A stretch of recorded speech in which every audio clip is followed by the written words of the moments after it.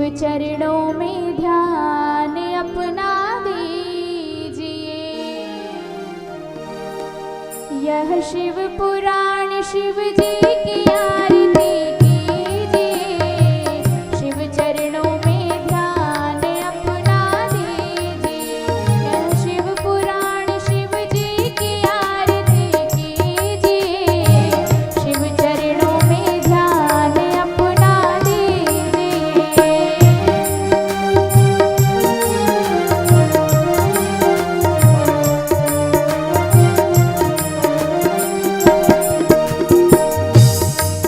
यह शिव पुराण है महाग्रंथ, सद्मार्ग बताने वाला, शिव दर्श कराने वाला।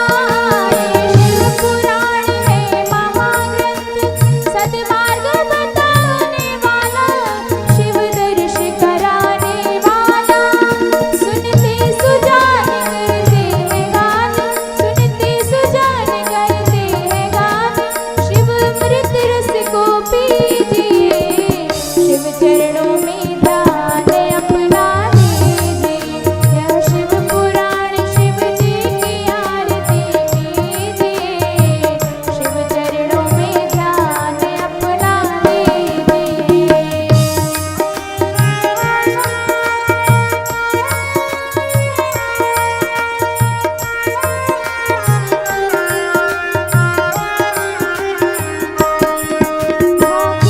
अनूप कल्याण रूप सबके मन को भाए, ये मन मंदिर बस जाए।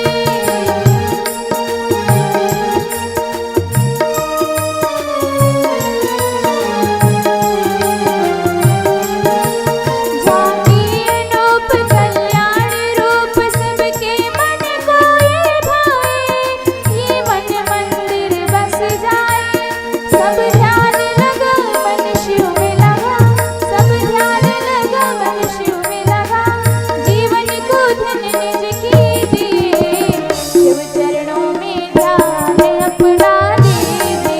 यह शिव पुराण शिव जी की आरती कीजिए। शिव चरणों में ध्यान अपना दीजिए।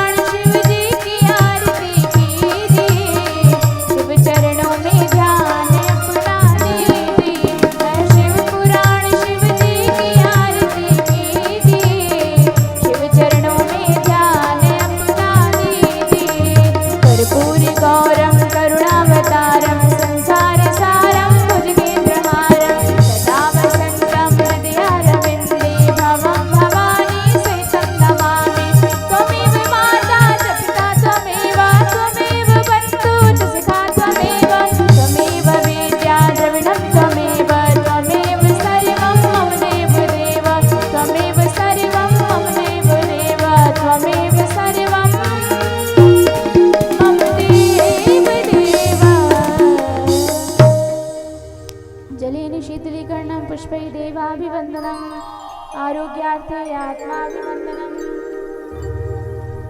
मंत्रपुष्पाञ्जलिः। ॐ यज्ञेन यज्ञमयजन्त देवास्तानि धर्माणि प्रथमान्यासन्न तेह नाकं महिमानः। सचन्त्रित्रपूर्वे साध्याः सन्ति देवा नाना सुगन्धिपुष्पाणि यथा कालोद्भवानि च पुष्पाञ्जलिर्मया दत्त्वा गृहाण परमेश्वर गृहाण जगदीश्वर मंत्रपुष्पाञ्जलिं समर्पयामि।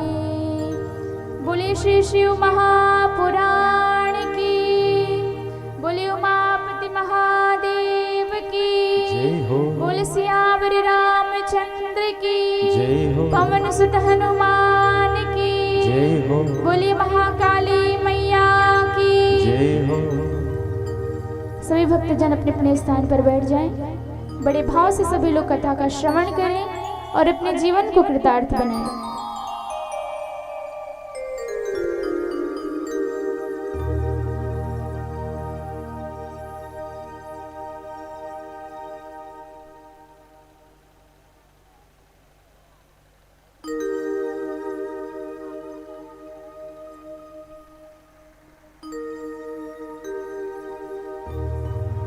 श्री राधे राधे।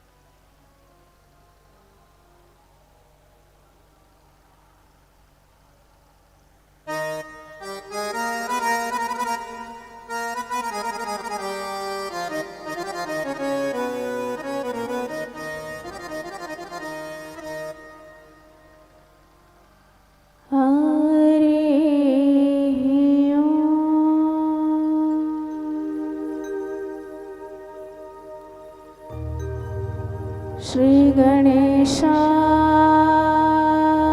नमः। श्री सरस्वत्यै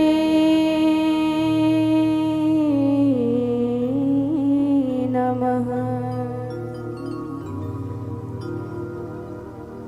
श्री सद्गुरु चरण कमलेभ्यो नमः।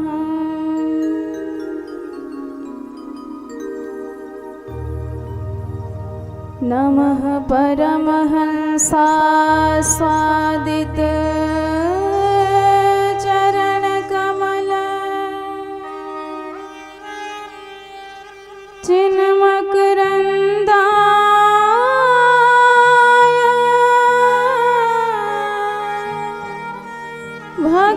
भक्तजनमानस निवासाय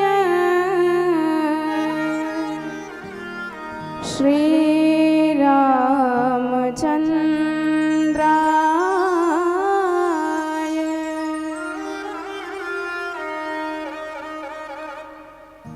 ध्येयं सदा परिभवा नमभीष्टदोहम्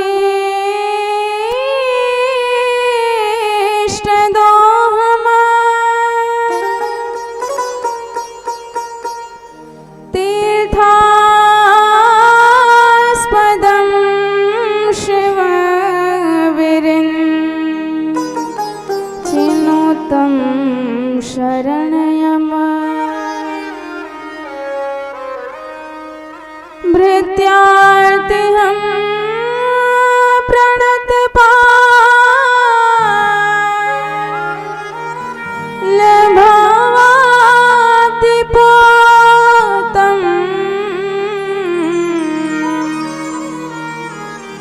वंदे महापुरुष ते चरणारविंदमा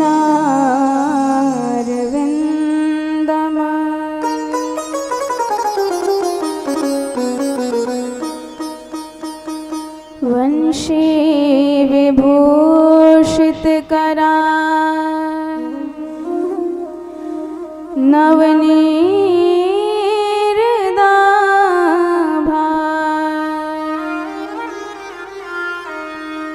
पीतांबरा तरुण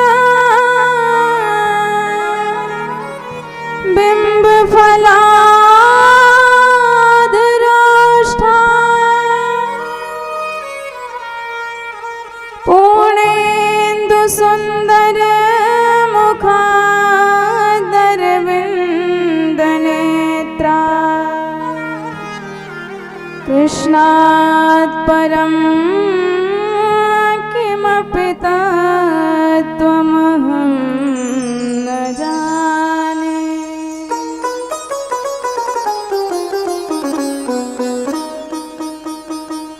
नारायणं नमस्कृत्य नरं चैव नरोत्तमं देवीं सरस्वतीं व्यासं ततो जयमुदीरये।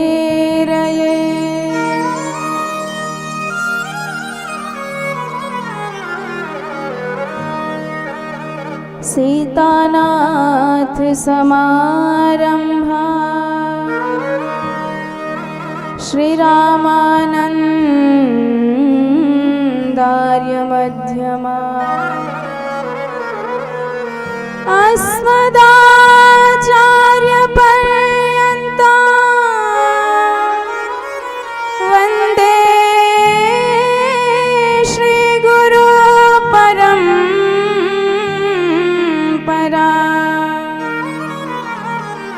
वंदे श्री गुरु परंपरा।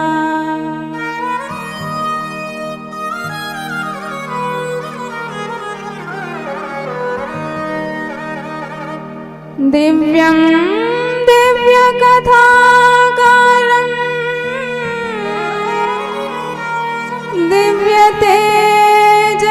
दिव्यतेजसमन्वितं श्रीमद्श्यामसुन्दरदेवाख्यं सद्गुरुं प्रणमाम्यहम्।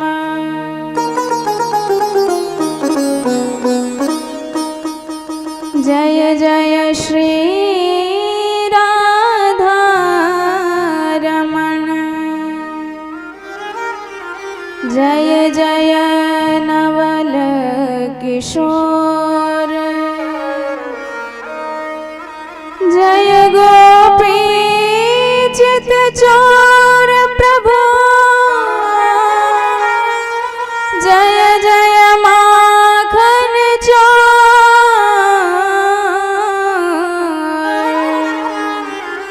जय जय माखन चोर।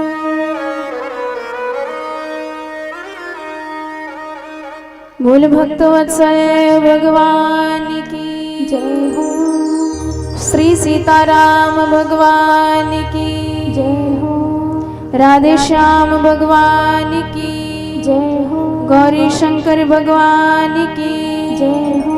बोल हनुमान जी महाराज की जय हो। सद्गुरुदेव भगवान की जय हो। बोल भद्रकाली मैया की जय हो। आइए बड़े भाव से अपने मन और वाणी को परम पावन पुनीत बनाने हेतु करुणा निधान करुणावतार भगवान के श्री पादार बिंदु में लेकर चले। भगवत कृपा की याचना करते हुए सरकार से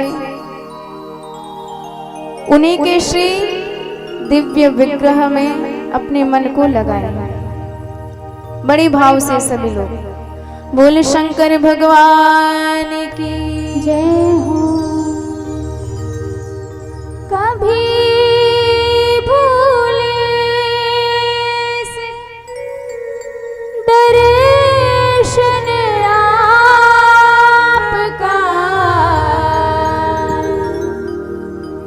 सरकार हो जाता। मैं चरणों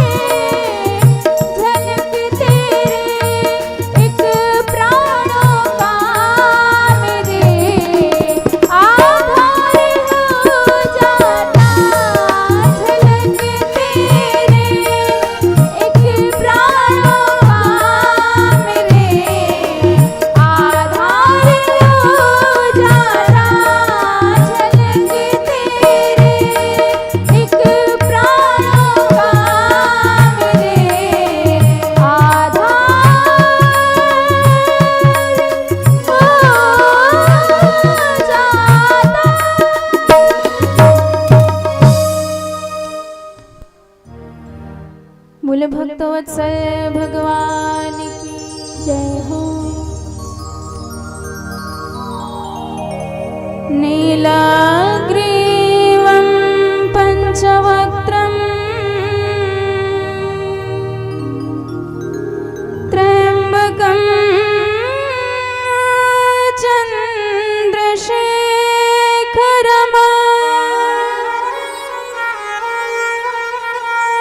वामांगे विव्रता गौरी विद्युत्पुंज समाप्रभम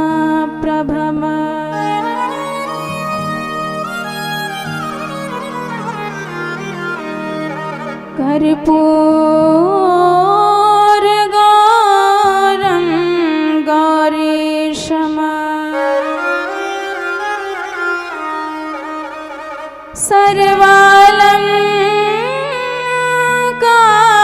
सर्वालंकारधारिणी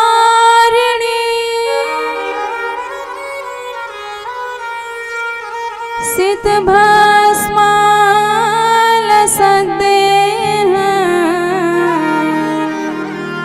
सितवस्त्र महोज्ज्वल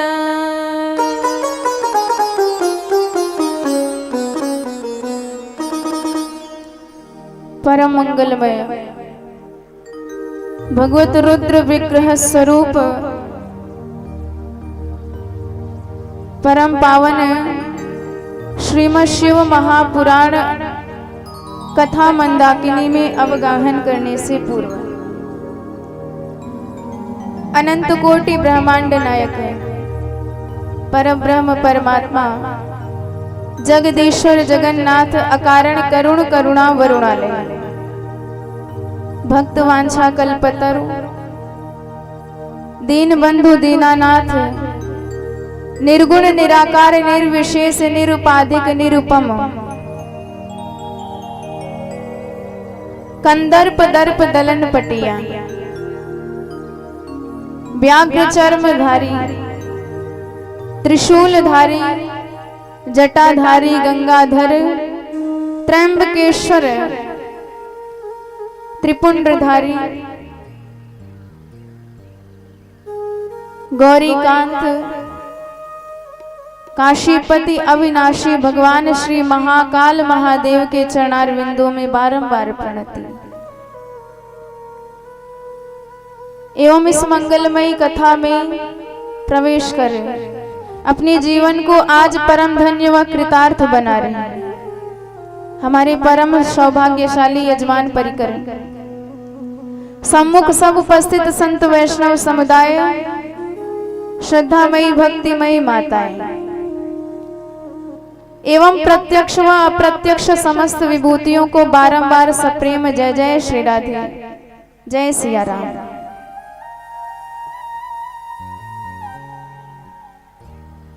आज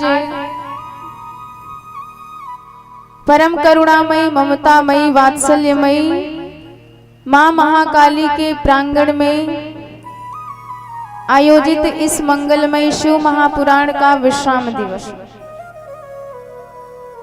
वैसे तो भगवान की कथा अनंत है जिनके बारे में जानना इतना दुष्कर है इतना कठिन है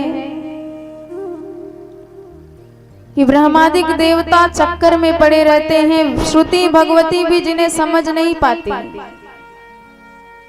जन्म जन्मांतरों तक जिन्होंने तप किया जप किया ऐसे बड़े बड़े ज्ञानवान भी जिन भोलेनाथ को तत्वतः समझ नहीं पाते हैं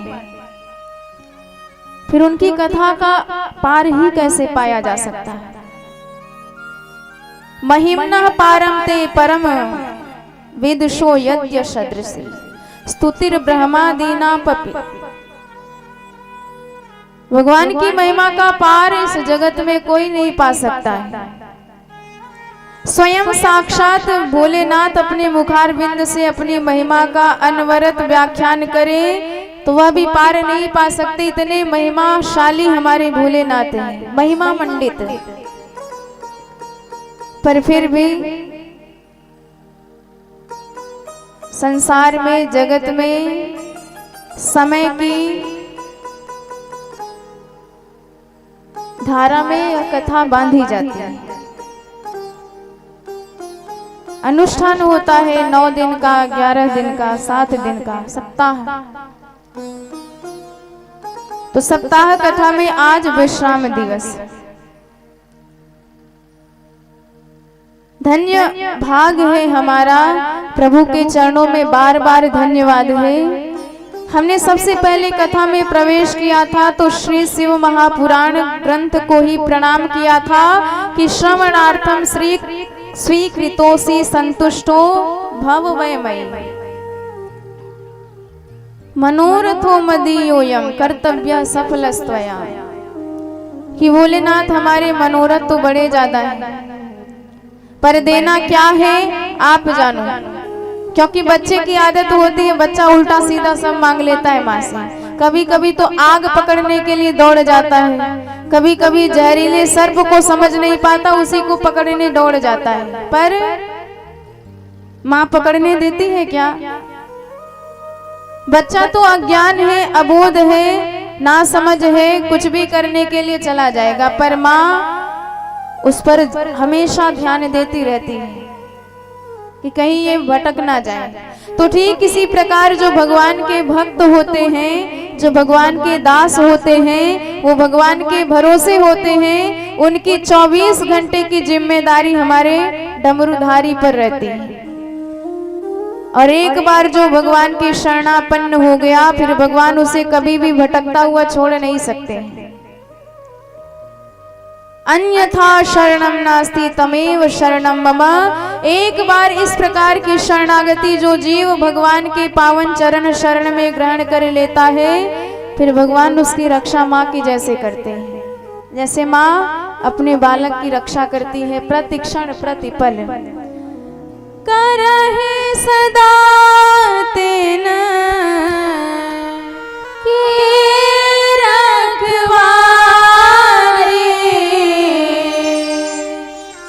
जिमि बालक राखहि महतारी, जिमि बालक राखहि महतारी।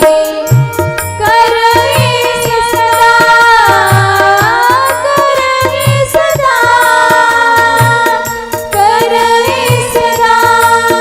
तिनके रखवारी। जिमि बालक राखहि महतारी, जिमि बालक राखहि महतारी, जिमि बालक राखहि महतारी। बोले भक्तवत्सल भगवान की जय हो। तो आज भगवत कृपा से हमने जिस प्रकार प्रथम दिवस में प्रार्थना करी थी, भगवान ने वह प्रार्थना संपन्न करके आज हमें विश्राम दिवस की कथा तक पहुंचाया है सकुशल। इसलिए प्रभु को बार बार धन्यवाद, बार बार भोलेनाथ के श्री चरणों में प्रणाम। कल आपने श्रवण किया भगवान करुणा निधान करुणावतार भोलेनाथ ने त्रिपुरासुर का वध किया। अब एक दिन की बात है, देवराज इंद्र भगवान भोलेनाथ के दर्शनों के लिए बृहस्पति देव के साथ कैलाश पर्वत पर आए। पर प्रायः हम में इतना अहंकार रहता है, अभिमान रहता है, अहम भाव रहता है कि हम कभी कभी दर्शन करने जाते हैं, नाम तो दर्शन का है पर काम प्रदर्शन का रहता है। दर्शन कम करने जाते हैं, प्रदर्शन करने ज्यादा जाते हैं। तो आज इंद्र भी इसी भाव से आया। भोलेनाथ ने सोचा कि पहले हम इसकी परीक्षा लें, ये सचमुच हमारे दर्शनों का लालसी है कि ऐसे ही चला आया है। क्योंकि जो भक्त होते हैं वो भगवान के विरह का एक भी क्षण सह नहीं पाते। और इसी की परीक्षा हमारे प्रेम नगरी वृंदावन में हमेशा चलती रहती है। बांके बिहारी मंदिर में दर्शन करते करते भक्तों के बीच में बार बार पट डाल दिए जाते हैं। क्यों? क्योंकि गोपियां कहती हैं त्रुटिर युगायते त्वाम अपश्यताम। गोपियां गोपी गीत में कहती हैं सरकार, जब आपके दर्शन करते करते हमारी पलक झपक जाती है तो ब्रह्मा जी पर क्रोध आता है कि अपने प्यारे का दर्शन कर रहे थे और आपने पलकें बना दी। ये पलकें गिर करके आपके दर्शन में व्यवधान खड़ी करती हैं, और जब ये पलकें गिर जाती हैं उस क्षण आपका दर्शन नहीं होता है तो मानो हमारे प्राण चले जाते हैं। ऐसी निष्ठा होनी चाहिए भगवान के दर्शनों में, जो पलक गिरने का व्यवधान भी सह नहीं पा रही हैं। तो बांके बिहारी मंदिर में दर्शन करते करते भक्तों के बीच जब पट डाल दिया जाता है तो जो श्रद्धालु भक्त होते हैं, जब पट गिरता है तो बेचारे एकदम वियोग में इतने तड़पने लग जाते हैं, व्याकुल हो जाते हैं। वह क्षण उनके लिए युग के समान व्यतीत होता है, और जैसे ही पट खुलता है मानो पुनः प्राणों का संचार हो जाता है। तो ये आपकी परीक्षा चलती है कि कितना प्रेम है सरकार के दर्शनों में। जब पट गिरता है तो आपकी क्या हालत हो जाती है, ये संकेत देता है कि आप कितना दर्शनों के भगवान के लाल से। आज भोलेनाथ ने भी परीक्षा ली इंद्र की। एक दिगंबर बन के खड़े हो गए मार्ग में। अब इंद्र ने देखा तो प्रश्न किया, क्यों भाई, कैलाश पे भोलेनाथ मिलेंगे कि नहीं, हमें दर्शन करने जाना है। अब भोलेनाथ बोले ना, एकदम मौनी बाबा बने विराजमान है। अब इसको बड़ा क्रोध आया, भाई आप ही से पूछ रहे हैं भोले बाबा मिलेंगे कि नहीं, बता दो जरा, हमें जाना है। पर भोलेनाथ फिर चुप, कुछ नहीं बोलते। अब तो इंद्र इतना भड़क गया कि हम देवताओं के राजा बार बार तुमसे पूछ रहे हैं पर तुम्हें फर्क नहीं पड़ रहा है। अरे कम से कम बता तो दो भोलेनाथ कैलाश पे मिलेंगे कि नहीं, हमें बड़ी जल्दी है, दर्शन करके तुरंत जाना है, ज्यादा काम काज है, लोड है हमारे दिमाग पर। बताइए ऐसा दर्शन किस काम का? दर्शन करने आओ तो पूरी दुनिया से छुट्टी लेके आओ। इस प्रकार यदि दर्शन करोगे तो उस दर्शन का लाभ मिलेगा। पर दर्शन करने आए हो, 1000 प्रकार के काम आपके दिमाग में चल रहे हैं तो व्यर्थ आप दर्शन करने आए हो। घर में ही बैठे रहते, मोबाइल में फोटो देख लेते, क्या जरूरत थी यहाँ तक आने की। पर इंद्र इतना भड़क गया, उसने कहा यदि नहीं बताओगे, नहीं बोलोगे तो वज्र से तुम्हारा वध कर दूंगा। और जैसे ही वज्र उठाया, अब तो भोलेनाथ तुरंत उस दिगंबर वेश से प्रकट हो गए। बोले शंकर भगवान की जय। और जैसे ही त्रिशूलधारी भोलेनाथ प्रकट हुए, क्रोध आया, उनकी तीसरी नेत्र खुल गई और जो अग्नि की भयंकर ज्वाल निकली कि बृहस्पति देव समझ गए खतरा हो गया। तुरंत भोलेनाथ के चरणों में गिर पड़े, हे सरकार आपका दास है, भक्त है, इसकी रक्षा कीजिए। दीनानाथ महादेवा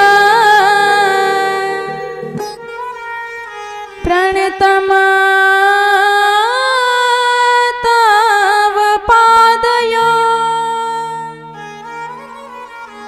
समुद्धर च शांतं स्व क्रोधं नयनजं कुरु। हे भोलेनाथ अपने क्रोध को शांत कीजिए। जैसा भी है बुरा भला देवताओं का राजा है, यदि ये नष्ट हो गया तो पूरी दुनिया की व्यवस्था कार्य प्रणाली बिगड़ जाएगी, सारा सिस्टम बिगड़ जाएगा। क्योंकि सिस्टम संभालने वाला यही है, देवताओं का मेन मुख्य है। दया आई भोलेनाथ को, प्राण की रक्षा तो हो गई, पर भोलेनाथ ने कहा भाई ये जो क्रोध की अग्नि हमारे नेत्र से निकली है ये अचूक है, कहीं ना कहीं तो जाएगी। तो बृहस्पति देव ने कहा, सरकार आप तो करुणा निधान हो, भक्तों पर कृपा करते हो, तो कैसे भी करके इस अग्नि को शांत कीजिए, अपनी नेत्र ज्वाला को शांत कीजिए। सो भोलेनाथ ने उसका मार्ग बदल करके समुद्र की तरफ कर दिया, और समुद्र में जैसे ही वह तेज गिरा तो मानो ज्वार भाटा आ गया हो, और उसी से एक सुंदर सा बालक प्रकट हो गया। समुद्र तुरंत प्रकट होके गोद में उठा लिया उस बालक को, और अपने बच्चे की भांति उसका पालन पोषण करने लगे। इधर एक दिन ब्रह्मा जी ने समुद्र के तट पे इतने दिव्य बालक का दर्शन किया, तो दौड़े चले आए कि कौन है ये बालक। गोद में उठा लिया, इतना प्यारा बालक था खिलाने के लिए, पर वो तो साक्षात प्रभु की क्रोध अग्नि से प्रकट हुआ था। जैसे ही ब्रह्मा जी ने गोद में उठाया, ब्रह्मा जी के गर्दन को इतनी जोर से दबोचा कि ब्रह्मा जी बेचारे एकदम कांप गए, मानो प्राण ही निकल जाएंगे, दर्द से कराह उठे। उनके नयनों से ही अश्रु बिंद गिर गई, और उस बालक के मुंह में गिरी, बालक उसे पान कर गया। बाद में अपने आप को छुड़ाया ब्रह्मा जी ने, समुद्र से पूछा, भाई कौन है ये? समुद्र ने कहा, महाराज हमें नहीं पता, ये तो पड़ा था हमारे तट पे, तो हम इसका पालन पोषण करने लगे पिता की भांति। तो ब्रह्मा जी ने कहा कि ये साक्षात भोलेनाथ के क्रोध से प्रकट हुआ है, और इसने मेरे अश्रु बिंदों का पान किया है, धारण किया है, इसलिए इसका नाम रखते हैं जलंधर, और नाम रख दिया जालंधर। नेत्राभ्याम बिभृता यस्मा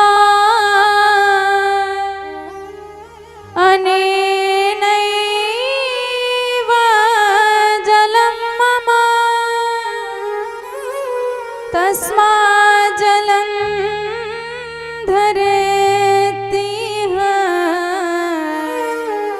ख्यातो नाम्ना भविष्यति, ख्यातो नाम्ना भविष्यति।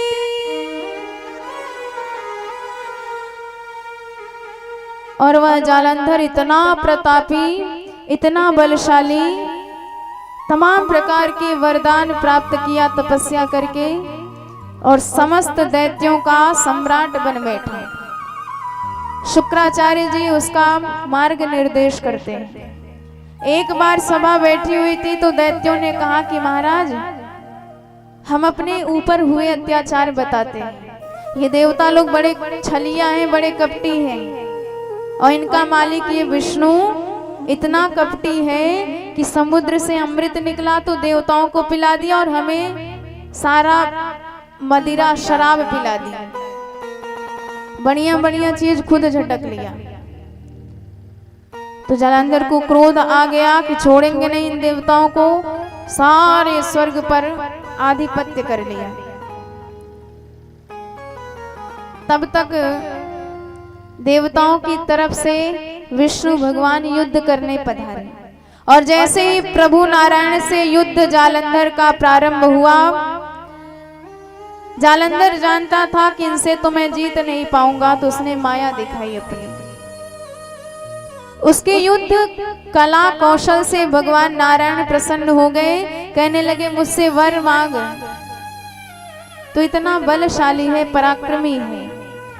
उसने कहा कि महाराज हम आपके रिश्तेदार हैं, इस बात को भी ध्यान दीजिए। भगवान ने कहा कौन से रिश्तेदार?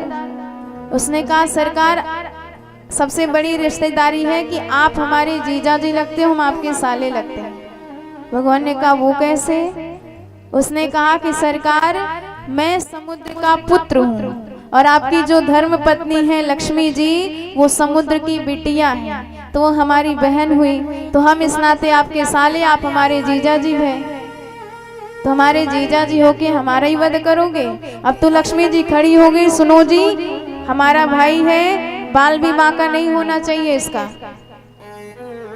प्रभु ने कहा जैसे गृह मंत्री जी का आदेश, इनके आदेश को तो कोई मिटा ही नहीं सकता है।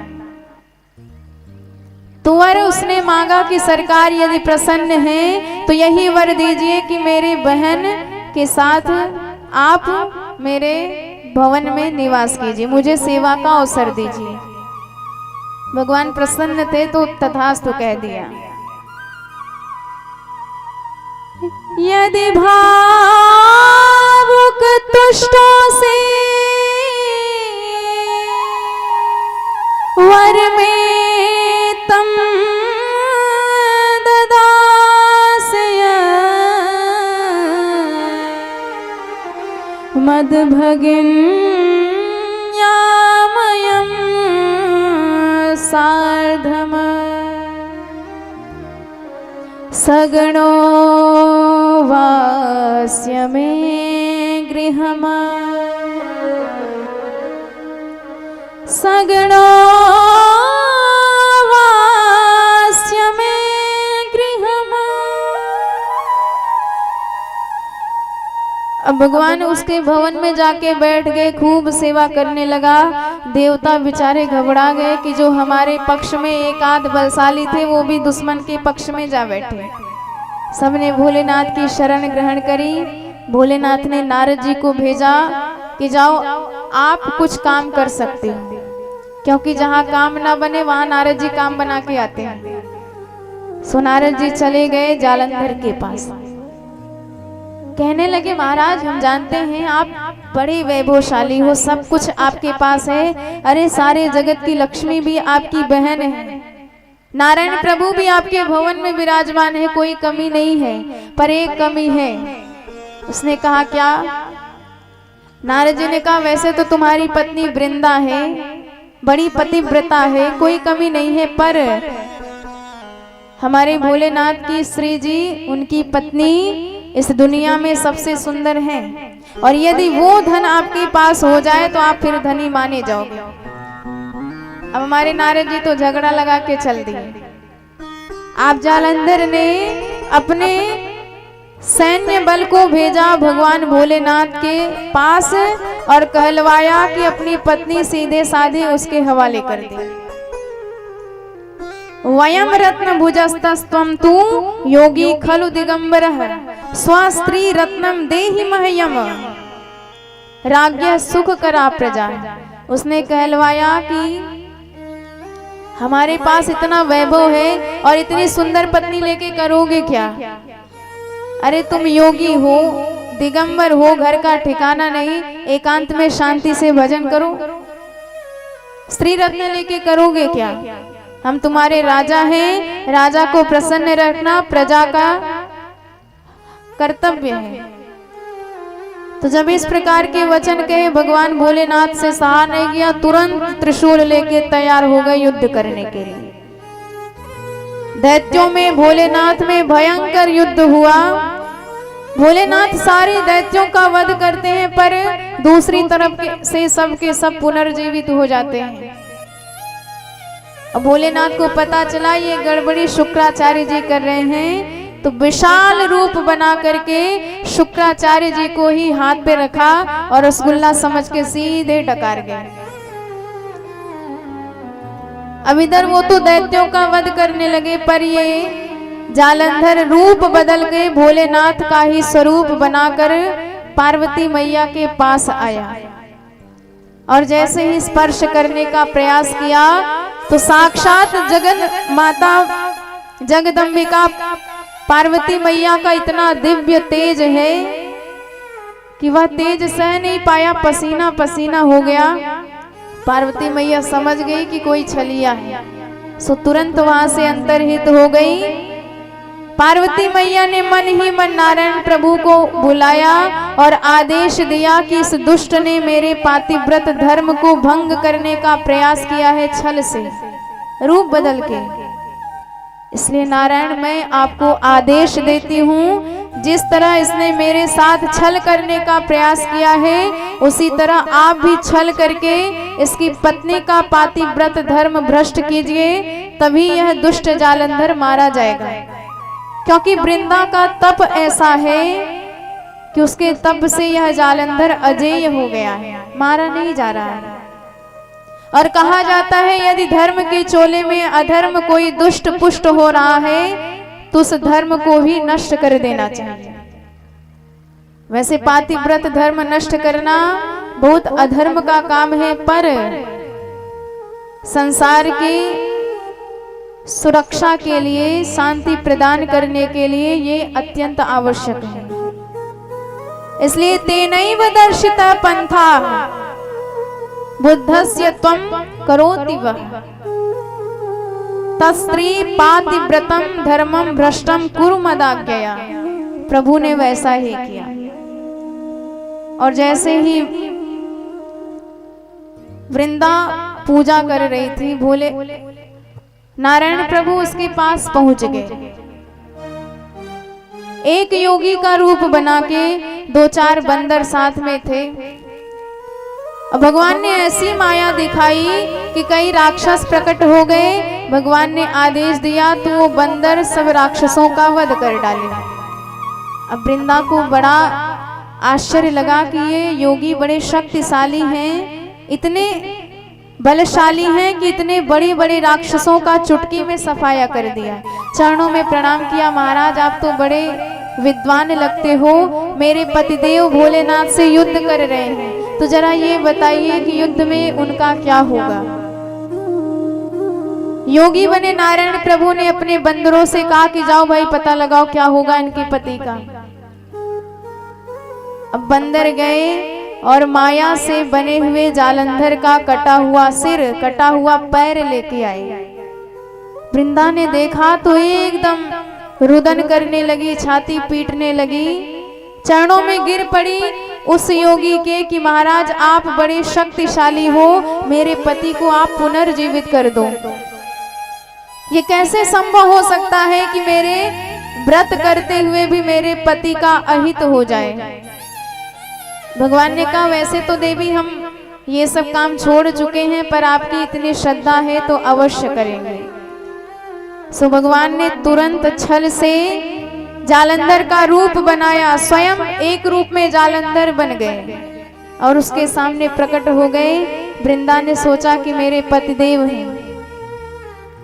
सो जैसे ही भेंट करने आगे बढ़ी, स्पर्श किया, पर प्रभु के दिव्य सुगंध से पहचान गई कि ये मेरे पति नहीं है, कोई छलिया है। और जैसे ही धक्का दिया भगवान को तो भगवान ने अपना रूप प्रकट कर दिया और इसका पातिव्रत धर्म नष्ट हो गया था। और उधर नष्ट होते ही धर्म जालंधर कमजोर पड़ गया, भोलेनाथ ने उसका वध कर दिया। बोलो शंकर भगवान की जय हो। पर वृंदा अत्यंत क्रोधित हो गई कि मेरे पातिव्रत धर्म को तूने नष्ट किया है, इसलिए मैं तुम्हें श्राप देती हूँ कि जिस तरह तुमने मेरे साथ छल किया है इसी तरह तुम्हें मनुष्य का अवतार लेना पड़ेगा और तुम्हारी स्त्री को भी कोई छल करके हर कर ले जाएगा। तुम्हें भी अपनी स्त्री के विरह में इसी प्रकार रुदन करना पड़ेगा। छल कर टार सुता सुब्रत प्रभु सुर का रज कीन्ह, जब तेह जान्यो मरम तब श्राप कोप कर दीन्ह। भयंकर श्राप दे दिया उसने और जल करके भस्म हो गई। प्रभु को इतना बुरा लगा, नारायण प्रभु आज इतने व्यथित हो गए, वृंदा के ही प्रेम में इतने पागल हो गए कि पागलों की तरह जमीन पर लौटने लगे। सारे देवता लोग हाहाकार करने लगे कि क्या हो गया नारायण प्रभु को। तो साक्षात देवियां प्रकट हुई, महाकाली, महालक्ष्मी, महासरस्वती, और तीनों देवियों ने वृंदा की भस्मी पर 3 बीज बो दिया। महाकाली ने जो बीज बोया वह तुलसी के वृक्ष के रूप में प्रकट हुआ। लक्ष्मी जी ने जो बीज बोया वह मालती के पुष्प के रूप में प्रकट हुआ, और सरस्वती मैया ने जो बीज बोया वह आंवले के वृक्ष के रूप में प्रकट हुआ। और भगवान ने जैसे ही तुलसी का वृक्ष देखा तो समझ गए कि ये मेरी वही प्राण प्रिया वृंदा है, इसलिए तुलसी को ही पकड़ के सरकार भेंटने लग गए। दृष्ट्वा च याचते मोहा कामासक्तेन चेतसा तम चापि तुलसी धात्रे रागेणैवावलोकितम्।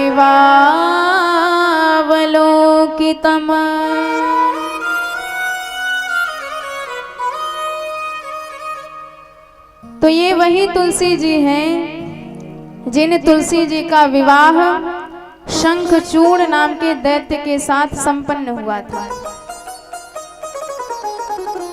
ब्रह्मा जी ने आदेश दिया शंखचूड़ को कि बद्री तुम प्रयाही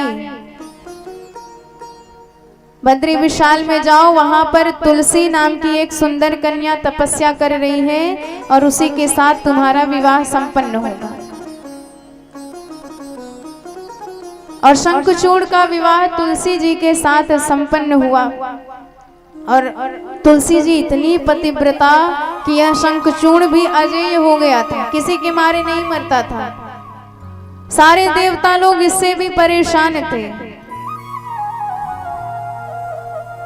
इसके पास 2 दिव्य कवच थे, तो देवताओं ने ब्राह्मण का वेश बना करके ये सारे कवच उससे दान में मांग लिए।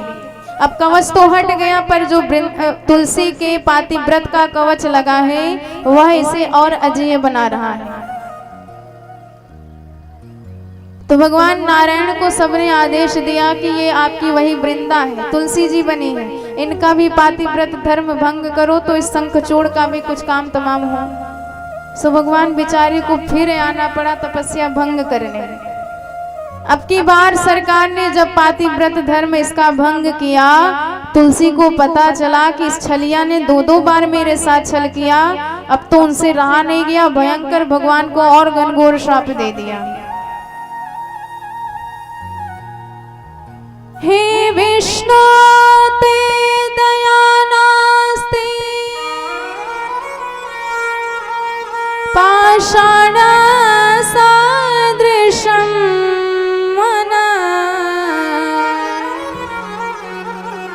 पाति धर्मस्य भंगेन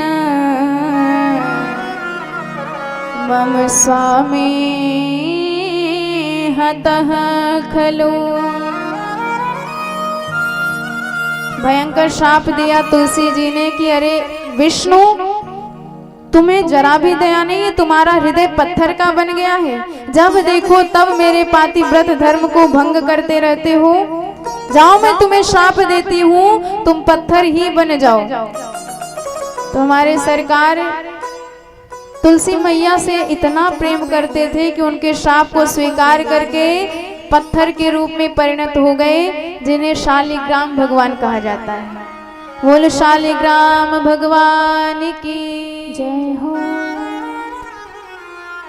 और तब वही तुलसी जी तुलसी के वृक्ष के रूप में परिणत हुई थी, और भोलेनाथ ने स्वयं प्रकट होकर आशीर्वाद दिया था कि तुलसी, भगवान तुझसे इतना प्रेम करते हैं, इसलिए आज मैं तुम्हें आशीर्वाद देता हूं कि तुम साक्षात शालिग्राम भगवान की पत्नी होगी, और आज के बाद तुम्हारे वर को कभी भी नष्ट करने वाला कोई नहीं होगा।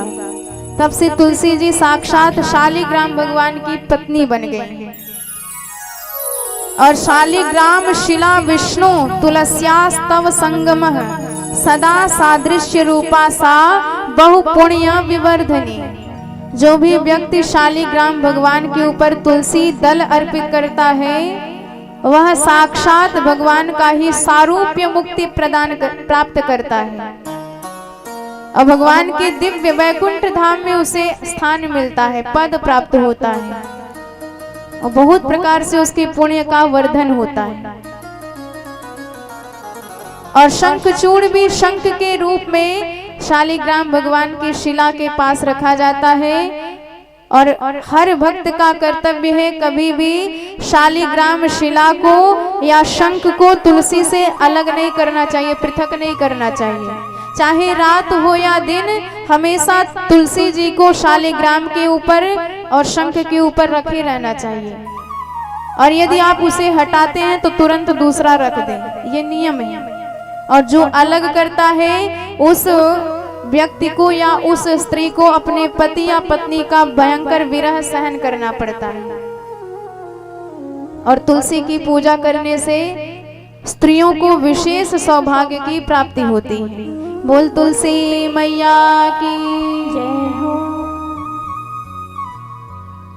इस तरह भोलेनाथ ने तुलसी को ऐसा दिव्य आशीर्वाद प्रदान किया था। हमारे भगवान भोलेनाथ तो त्रिलोक को दान देने वाले हैं। कुछ भी चीज मिलता है भोलेनाथ अपने लिए कभी नहीं रखते हैं, त्रैलोक्य में उस चीज का दान कर दिया करते हैं। और यदि आपको कुछ भी चाहिए तो हमारे भोलेनाथ की चरण शरण में जाओ। भोलेनाथ अपने भक्त की हर मनोकामना परिपूर्ण किया करते हैं, चाहे धर्म हो, चाहे अर्थ हो, चाहे काम हो, चाहे मोक्ष, सब कुछ दे डालने में हमारे भोलेनाथ समर्थ हैं। यहाँ तक कि मृत्यु से रक्षा करने वाला कोई देवता नहीं है, कर्म के बंधन को काटने वाला पूरे ब्रह्मांड में कोई देवता नहीं है। पर यदि भोलेनाथ की कृपा हो जाए तो जीव के ऐसे कर्म बंधन को भी काट देते हैं और जीव को परम पद मोक्ष का भी अधिकारी बना देते हैं। और मृत्यु से अजय प्रदान करने वाले हमारे भोलेनाथ हैं मृत्युंजय भगवान। इसलिए आइए ऐसे दानी भोलेनाथ के पावन गुणगणों में मन को समर्पित करें, तत्पश्चात कथा में प्रवेश करेंगे। बोलो शंकर भगवान की जय हो। तीनों लोकों में भोले के जैसा दूसरा कोई दानी नहीं है। कौन सा भक्त है बात जिसकी मेरे भोले ने माने नहीं है। कौन सा भक्त है बात जिसकी, कौन सा भक्त है बात जिसकी मेरे भोले ने माने नहीं है।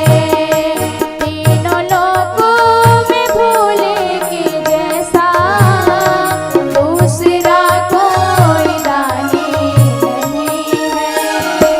तीनों लोकों में भोले के जैसा दूसरा कोई दानी नहीं है। कौन सा भक्त है बात उसकी मेरे भोले ने माने नहीं है। कौन सा भक्त है बात उसकी मेरे भोले ने माने नहीं है। तीनों लोकों में भोले के जैसा दूसरा कोई दानी नहीं है।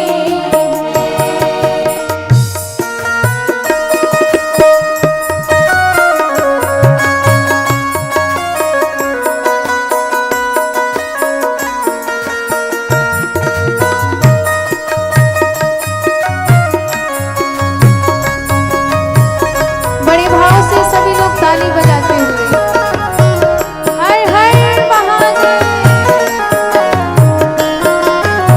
बोल बाबा विश्वनाथ की जय हो।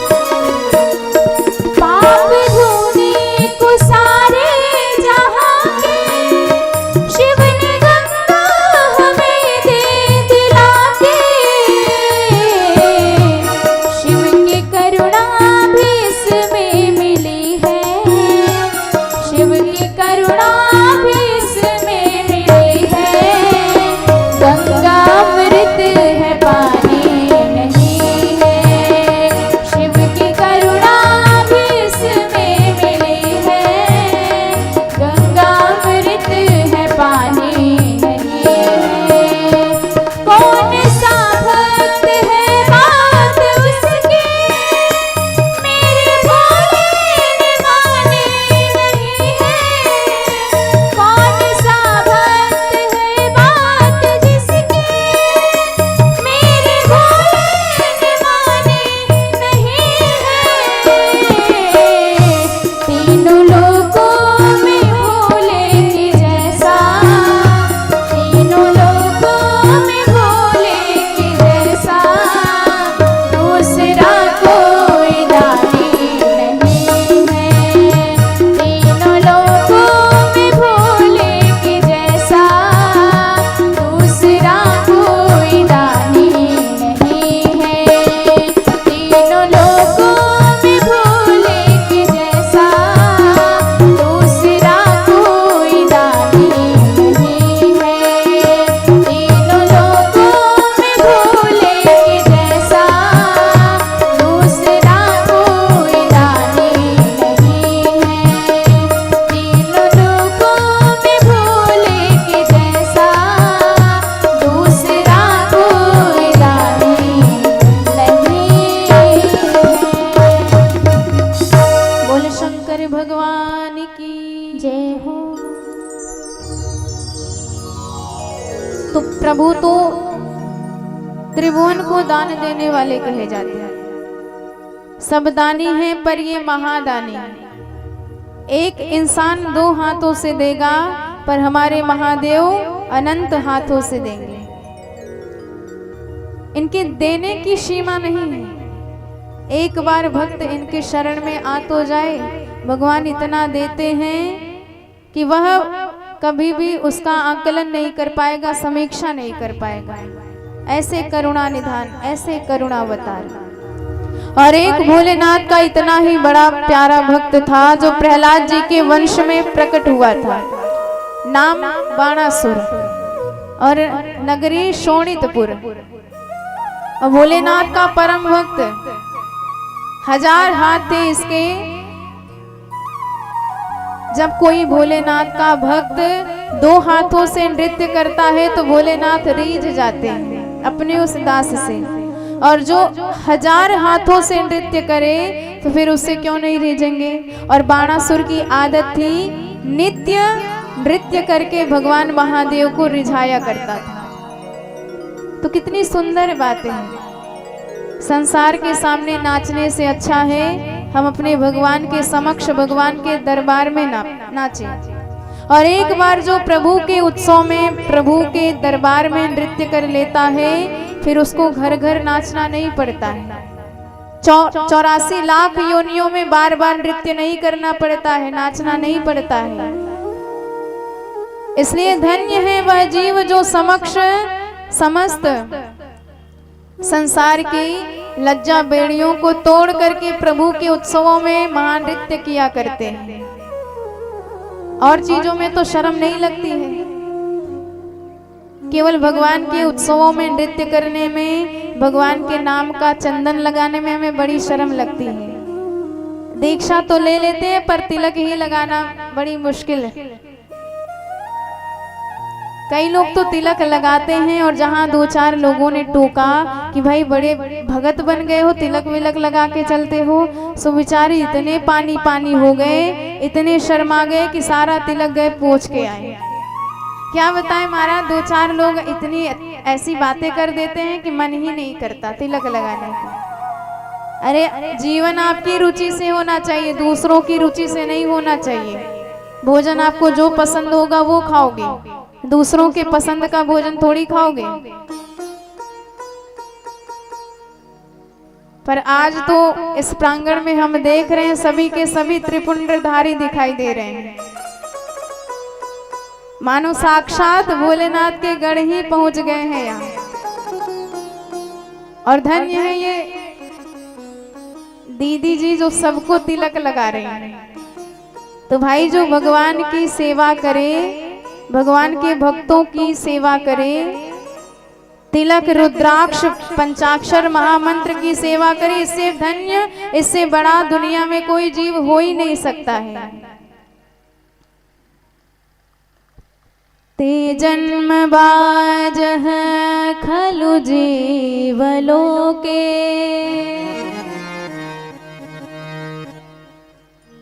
यह वै सदा ध्यायति विश्वनाथम,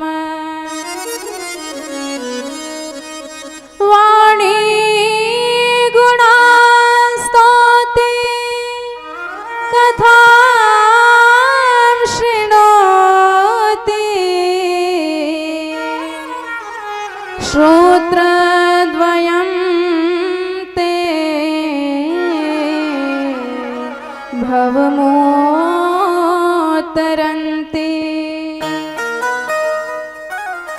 तो उन जीवों का इस संसार में जीवन धन्य है जो सदा सर्वदा विश्वनाथ भगवान की सेवा में लगे रहते हैं। भाई, भगवान अपने सेवा से तो रीझते हैं, पर जो उनके भक्तों की सेवा करता है उससे भगवान और ज्यादा रीझ जाते हैं, और ज्यादा प्रसन्न हो जाते हैं। इसलिए प्रभु की प्रसन्नता का एकमात्र तरीका है, आप भगवान की सेवा के बजाय भगवान के भक्तों की सेवा करें, संतों की सेवा करें, क्योंकि सेवा ही भगवान को प्राप्त करने का सबसे पहला और बड़ा साधन है।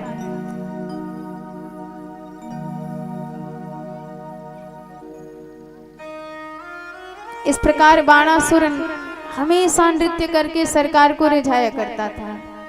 एक दिन तो उसने भगवान भोलेनाथ से कहा कि सरकार, आप मेरी नगरी में वास करिए।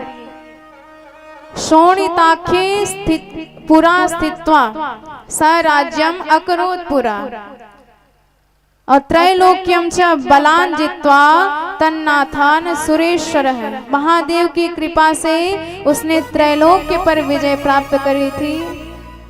भोलेनाथ से विनय किया कि सरकार, आप हमारे भवन में आओ तो हम आपकी जबरदस्त सेवा करेंगे।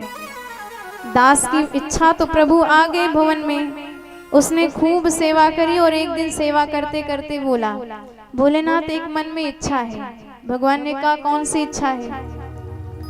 उसने कहा कि सरकार, जरा ये बताइए, मैं 1000 हाथों का लेके करूं क्या? भगवान ने कहा, क्या करना है? उसने कहा, सरकार, मेरे हाथों में बड़ी खुजली मचती है कि कोई हमसे हमारी टक्कर का युद्ध करने वाला तो मिले। और प्रायः जब हमारे 2-2 हाथ रहते हैं तो हमें हमेशा 24 घंटे खुजली मची रहती है कि कोई 2-4 हाथ करने वाला मिल जाए तो हमारी जरा सी खुजली मिट जाए। कई लोगों की आदत होती, बिना लड़े झगड़े उनके दिन की शुरुआत ही नहीं होती है। या तो लड़ेंगे झगड़ेंगे, नहीं तो फिर किसी को लड़ाएंगे भिड़ाएंगे। इनकी आदत होती है, बिना लड़ाए भिड़ाए इनके दिन की शुरुआत ही नहीं होती है। तो उसने भी कहा कि मैं क्या करूं अपनी 1000 विशाल भुजाओं को लेकर।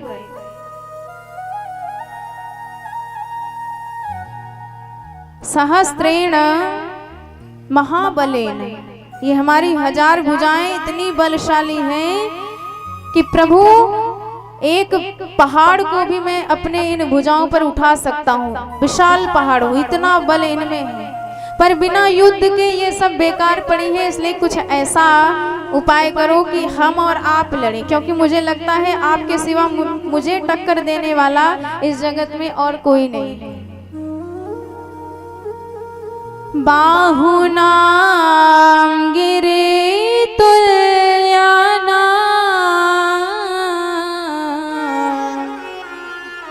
बिना योद्धं वृषध्वज।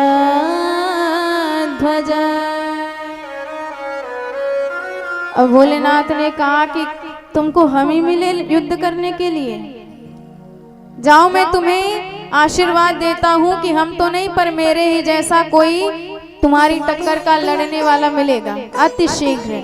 और एक ध्वजा दिया, इसे अपने मुख्य द्वार पर लगा दो। जिस दिन ध्वजा कट के गिर जाए समझ जाना कोई ना कोई विपत्ति आने वाली है। सो भोलेनाथ आदेश देके चल दिए। और इधर एक बार की बात है बाणासुर की बेटी ने एक स्वप्न में पुरुष का दर्शन किया जिसके साथ उनका विवाह हो गया और नींद खुली तो अपने स्वप्न की बात अपनी सखी चित्रलेखा से बताई। चित्रलेखा बड़ी मायाविनी थी, सो उसने चित्र बनाना प्रारंभ किया, पूरे ब्रह्मांड के पुरुषों का चित्र बनाया। अब बनाते बनाते जैसे ही द्वारिकाधीश भगवान का चित्र बनाया तो उषा देवी कहने लगी थे तो इन्हीं की तरह पर ये नहीं है। तो पुनः चित्रलेखा ने अब की बार अनिरुद्ध जी का चित्र बनाया जो प्रभु द्वारिकाधीश के पोते लगते हैं। और जैसे उषा देवी ने देखा तो नजरें झुका के कहने लगी सखी ये वही हैं जिनके साथ मेरा विवाह हुआ है। चित्रलेखा ने कहा तू चिंता मत कर, मैं तेरी मन की इच्छा जरूर पूरी करूंगी। व्यसनम तेष करसामि त्रिलोक्यम यदि भाव्यते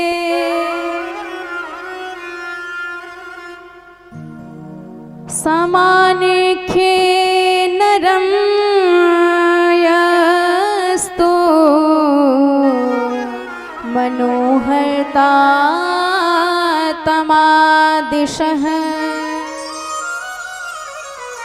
और वो गई रातों रात द्वारिकापुरी से अनिरुद्ध जी को पलंग सहित सोते सोते लाई उषा जी के कमरे में स्थापित कर दी।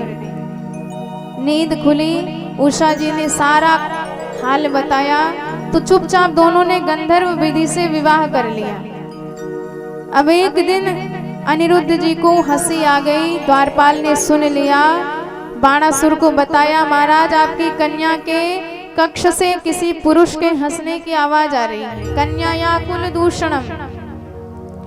बाणासुर गया, अनिरुद्ध जी को पाया तो परम क्रोधित हो गया और छद्मना नागपाशस्तम बबंध स महाबलः।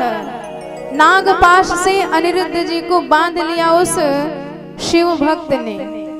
बलिपुत्रो महावीर शिव भक्त शरासुरः। और जैसे ही इन्हें बंदी बना के जेल खाने में कैद कर दिया, नारद जी तुरंत द्वारिकाधीश को सारा खबर बताए। प्रभु पूरी नारायणी सेना लेकर के शोणितपुर पर हमला बोले और ध्वज कट के बाणासुर का गिर गया। बाणासुर भोलेनाथ के दरबार में पहुंचा कि सरकार आपका दास हूँ और आपके द्वारा दिया गया वह ध्वज कट गया, इसका अर्थ है कोई विपत्ति आएगी, आप मेरी रक्षा कीजिए। हमारे भोलेनाथ तो आशुतोष है, आशुतुष्यति, जो अति शीघ्र प्रसन्न हो जाते हैं, अवधर दानी है, चाहे जितनी बड़ी दुख हो भक्त की सब हरण करने वाले हैं। कोई एक बार भगवान भोलेनाथ की शरण में जाए तो सही, उनका शरणापन्न भक्त होके दिखाए तो सही, रक्षा भोलेनाथ ना करें तब कहना आशुतोष तुम अवधर दानी, आशुतोष तुम अवधर दानी, आशुतोष तुम अवधर दानी, आशुतोष तुम अवधर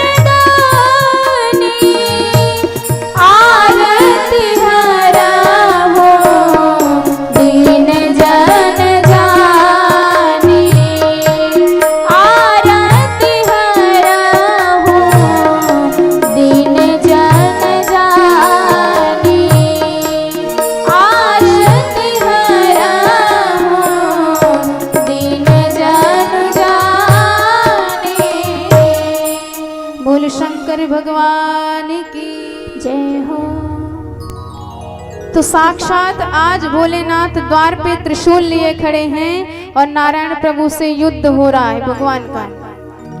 बाद में भगवान ने जब जिम्नास्त्र का प्रयोग किया, भोलेनाथ को जमाई आने लगी, चुटकी बजाते रहे और प्रभु सीधे भीतर प्रवेश किए। 1000 हाथ थे बाणासुर के, भगवान ने सुदर्शन चक्र से सबको मूली की तरह काटना चालू किया, एक एक करके। और जब 4 भुजा बची तो भोलेनाथ की विनती पर कन्हैया ने अपने चक्र सुदर्शन को रोक लिया। बोल भक्त वत्सल भगवान की जय हो। अवशिष्टा भुजास्तस्य चत्वारातीव सुन्दरा गतव्यथा बभूवाशु शंकरस्य प्रसादतः।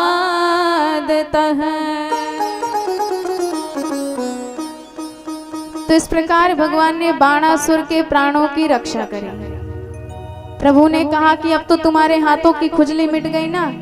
बाणासुर ने कहा कि सरकार, आपकी कृपा से अब सारा अभिमान दूर हो गया, अब तो हम चतुर्भुज नारायण के स्वरूप के हो गए हैं। तो जरा विचार कीजिए, एक अहंकार बाणासुर के 1000 हाथ से 4 हाथ कर देता है। 1000 से 4, तो आप भी विचार कीजिए, हम तो 2 हाथ ही वाले हैं और अहंकार करेंगे तो किसी काम के नहीं रहेंगे। इसलिए अहंकार का परित्याग कर देना चाहिए। तो अब आगे हमारे सनत कुमार ने प्रश्न किया कि महाराज आप नंदी जी की चर्चा बताइए, नंदी जी का अवतार कैसे हुआ, किस प्रकार वो भोलेनाथ के वाहन के लिए चयन किए गए, किस प्रकार वे शिव जी के सबसे प्रमुख गण बने। और यही चर्चा ब्रह्मा जी नारद जी को बताते हैं कि नंदी जी साक्षात शिलाद मुनि के पुत्र हैं और ऐसी संतान हैं जिनके लिए मां की आवश्यकता नहीं पड़ी। शिलाद मुनि इतने बड़े तपस्वी हैं कि एक बार तपस्या करके देवराज इंद्र को प्रसन्न किए। इंद्र ने कहा कि वर मांगो। शिलाद मुनि ने कहा कि महाराज हमें ऐसा बेटा चाहिए जो मृत्यु से हीन हो, अजर अमर हो और जिसका जन्म किसी माता की योनि से ना हो, अयोनिज हो। इंद्र ने कहा भाई हमारे बस से बाहर है ये, क्योंकि जो हमारे वश में रहेगा वो हम तुम्हें प्रदान कर सकते हैं। योनिज संतान तो हम तुम्हें दे सकते हैं, पर अयोनिज संतान महादेव के अतिरिक्त और कोई नहीं दे सकता। और अमरता का अधिकार मात्र भोलेनाथ का है, क्योंकि वो अमरनाथ कहे जाते हैं, इसलिए उनकी उपासना करो। तो अब की महादेव की दिव्य उपासना करी, भव्य उपासना हुई। साक्षात महादेव जब प्रकट हुए, चरणों में प्रणाम किया शिलाद मुनि ने और कहा कि यदि मुझे आप वर देना चाहते हैं तो मुझे अजर अमर अयोनिज संतान का वरदान दीजिए। महेशो यदि तुष्टोस्मि यदि वा वरदश्च में इच्छामि त्वत्समं पुत्रम मृत्युहीनम योनिजम।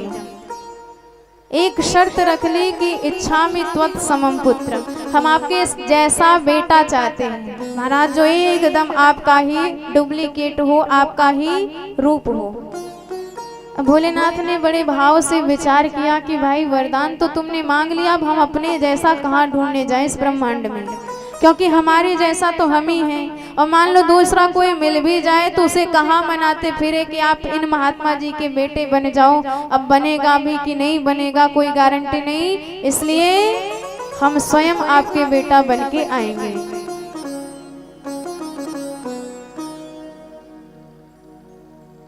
मैं स्वयं आपके घर आपका बेटा बन के आऊंगा और अजर अमर अयोनिज ही आपकी संतान होगी। तव पुत्रो भविष्यामि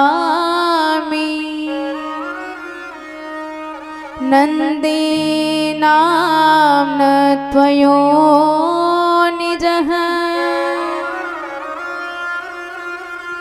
पिता भविष्यति मम पितुर्वै जगता मुने। भोलेनाथ ने कहा कि हम आपके घर नंदी नाम के बेटे बन के आएंगे और सौभाग्य होगा आपका कि मैं सारे जगत का पिता रहूंगा, लेकिन आपको भी मेरा पिता बनना पड़ेगा। जगत पिता के पिता आप कहे जाओगे। गदगद हो गए शिलाद मुनि और यज्ञ कर रहे थे। उसी यज्ञ से एक दिव्य बालक की उत्पत्ति हुई जो नन्हा सा है, सिर पे जटा मुकुट है, हाथ में त्रिशूल है, माथे पर त्रिपुंड लगा हुआ है, त्रिनेत्रधारी है। और जैसे ही साक्षात शिव जी के ही जैसे संतान का दर्शन किया, परम गदगद हो गए, गोद में लेके बड़े भाव से आए घर और कहने लगे महाराज आपको देख के बड़ा आनंद अनुभव हो रहा है, इसलिए आपका नाम रखते हैं नंदी। बोल नंदीश्वर भगवान की जय हो। एक बार की बात है, मित्रा और वरुण दो देवता शिलाद मुनि के घर पे आए और जब नंदी जी का दर्शन किए तो मन थोड़ा उदास हो गया। अब शिलाद मुनि ने पूछा कि आप मेरे पुत्र को देख के उदास है, क्या कारण है, क्या बात है? दोनों देवताओं ने कहा कि महाराज आपका बेटा मात्र 1 साल का मेहमान है, उसके बाद मर जाएगा। अब जैसे ही ये बात सुनी शिलाद मुनि ने तो एकदम रुदन करने लगे कि जिस बालक के लिए मैंने इतना तप किया वो 1 साल मात्र जीवित रहेगा। रोते हुए शिलाद मुनि को देख के नंदी जी ने समझाया कि पिताजी आप चिंता मत करिए, अथापि चाल्प मृत्युर्मे न भविष्यति माम तुदः सत्यम ब्रवीमि जनकः शपथम ते करोम्यहम। पिताजी मैं आपकी सौगंध खा के कहता हूँ कि आपका यह बेटा अजर अमर रहेगा, इसे नष्ट करने में किसी की सामर्थ्य नहीं होगी और मैं अपने तपस्या से यह करके दिखाऊंगा, आप चिंता मत करिए। जो साक्षात शिव ही हैं पर लीला कर रहे हैं। तो नंदीश्वर भगवान गए तपस्या करने, बड़ी जोरदार घनघोर तपस्या करी और तपस्या करते करते साक्षात भोलेनाथ प्रसन्न हुए। तो भोलेनाथ से कहा कि महाराज हम अपने पिता के आदेश से आए हैं और मेरी कभी भी मृत्यु नहीं होनी चाहिए, मैं मृत्यु पर विजय प्राप्त करना चाहता हूँ। भोलेनाथ ने कहा कि आपको चिंता करने की आवश्यकता नहीं है, क्योंकि मेरी ही कृपा से बुढ़ापा मृत्यु यह सब होता है और जिस पर मेरी पूर्ण कृपा हो जाती है वह जरा जन्म मृत्यु से मुक्त हो जाता है। जन्म मृत्यु के चक्कर से मुक्त होके परम आनंद अमर स्वरूप जीवन यापन करता है। मत बलो पार्श्वगो नित्यम ममेष्टा भाविता निशम न जरा जन्म मृत्युर्वै मत प्रसादात् भविष्यति। इसलिए नंदीश्वर आपको चिंता करने की आवश्यकता नहीं है।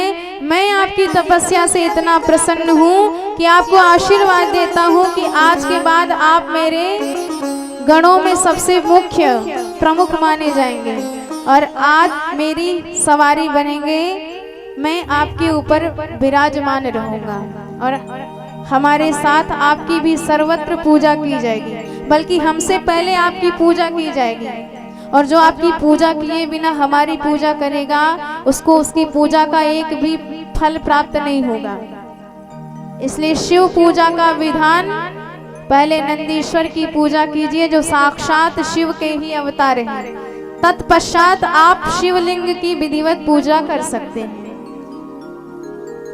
पार्वती मैया ने प्रसन्न होके इनका विवाह कराया और उन्हें पुत्र कह के संबोधित किया और गौरी शंकर भगवान के सबसे प्रथम पुत्र के रूप में हमारे नंदीश्वर महाराज माने जाते हैं। बोल नंदीश्वर भगवान की जय हो। इस प्रकार भगवान नंदी की सवारी करते हैं। अब आगे चर्चा आती है कि भगवान काल भैरव की उत्पत्ति किस प्रकार से हुई, जो काशी के कोतवाल कहे जाते हैं। समस्त बनारस के, समस्त वाराणसी नगरी के कोतवाल हमारे काल भैरव भगवान। तो एक बार की बात है, जब ब्रह्मा और नारायण प्रभु में भयंकर झगड़ा हुआ।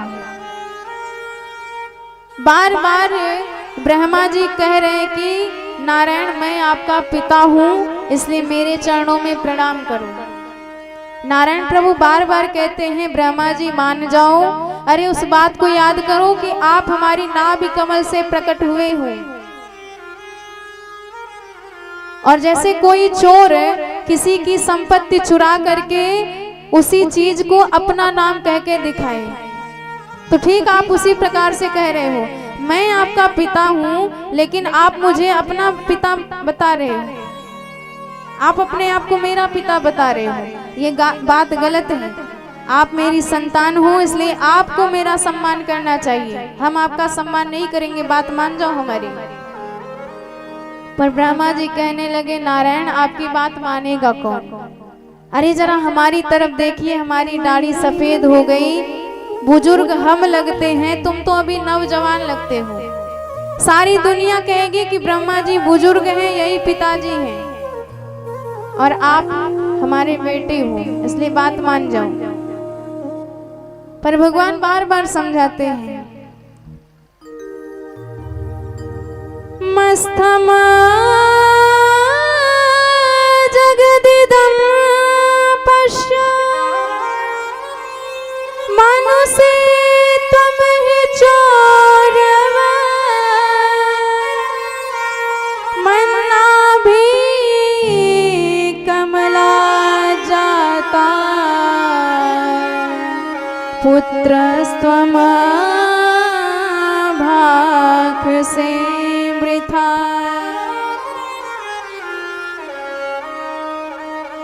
अब जब ब्रह्मा जी बात नहीं माने तो शिव जी भी प्रकट होकर समझाने लगे, ब्रह्मा जी नारायण की बात सत्य है, मान जाओ आप इनके बेटे हो। पर ब्रह्मा जी और भड़क गए कि तुम्हें बीच में बोलने को किसने कहा, और यदि देखा जाए तो तुम भी हमारी भ्रिकुटी से उत्पन्न हुए हो, तुम भी हमारे बेटे हो, तुम्हें भी हमें प्रणाम करना चाहिए। अब तो जब ये बात सुनी भोलेनाथ ने, तो उन्हें लगा कि भोले ब्रह्मा जी को उनकी औकात बतानी चाहिए। ब्रह्मा जी के 5 सिर थे, सो तुरंत भोलेनाथ को जब क्रोध आया तो उनके क्रोध ही भ्रिकुटी भेदन करके भगवान काल भैरव के रूप में प्रकट हो गए। बोल काल भैरव भगवान की जय हो। प्राच्च पंकज जन्मास शास्यते काल भैरव कालवद राजसो साक्षात् काल राजस्ततो भवान्। और भयंकर काल भैरव का रुद्र रूप, तुरंत भोलेनाथ ने उनको प्रणाम किया और कहा कि हे काल भैरव, आप सारे विश्व का भरण पोषण करने में समर्थ हैं, इसलिए आपका नाम है भैरव, और आपसे काल भी भयाक्रांत रहता है, इसलिए आपका पूरा नाम है काल भैरव। विश्वम भर्तुम समर्थोसी शास्यते काल भैरव,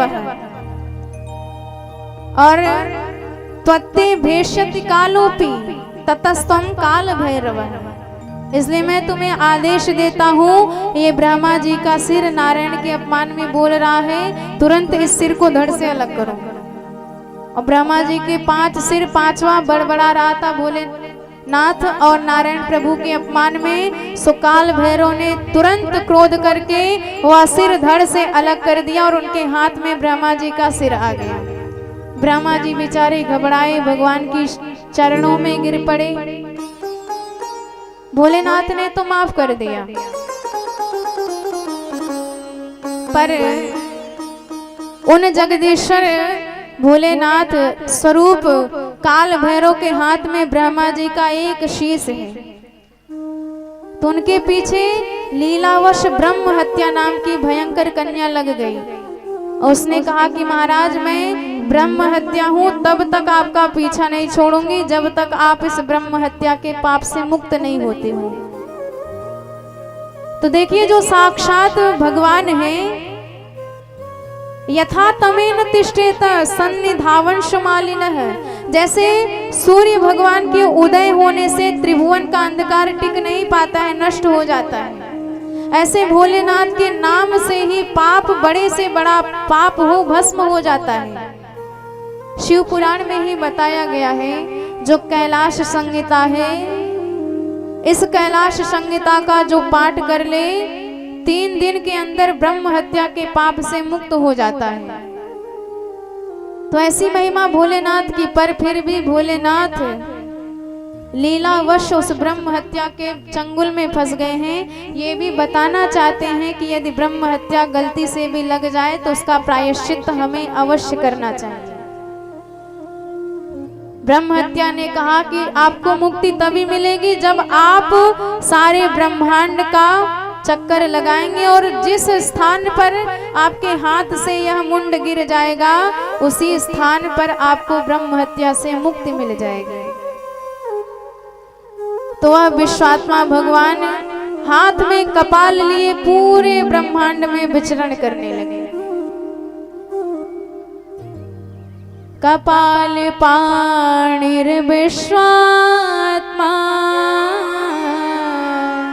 चचार भुवन त्रयम्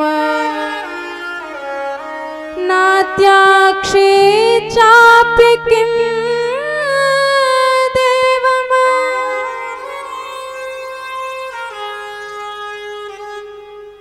पापम् तस्य ब्रजे क्षयम्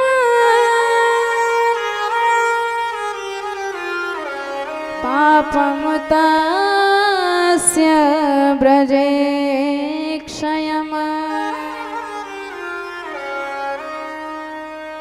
और जैसे ही काल भैरव भगवान की दिव्य नगरी काशीपुरी में पहुंचे, तो काशीपुरी में पहुंचते ही काशी का ऐसा दिव्य प्रभाव कि ब्रह्मा जी के हाथ से वह, काल भैरव के हाथ से वह ब्रह्मा जी का कपाल गिर पड़ा और उसी स्थान का नाम पड़ गया कपाल मोचन।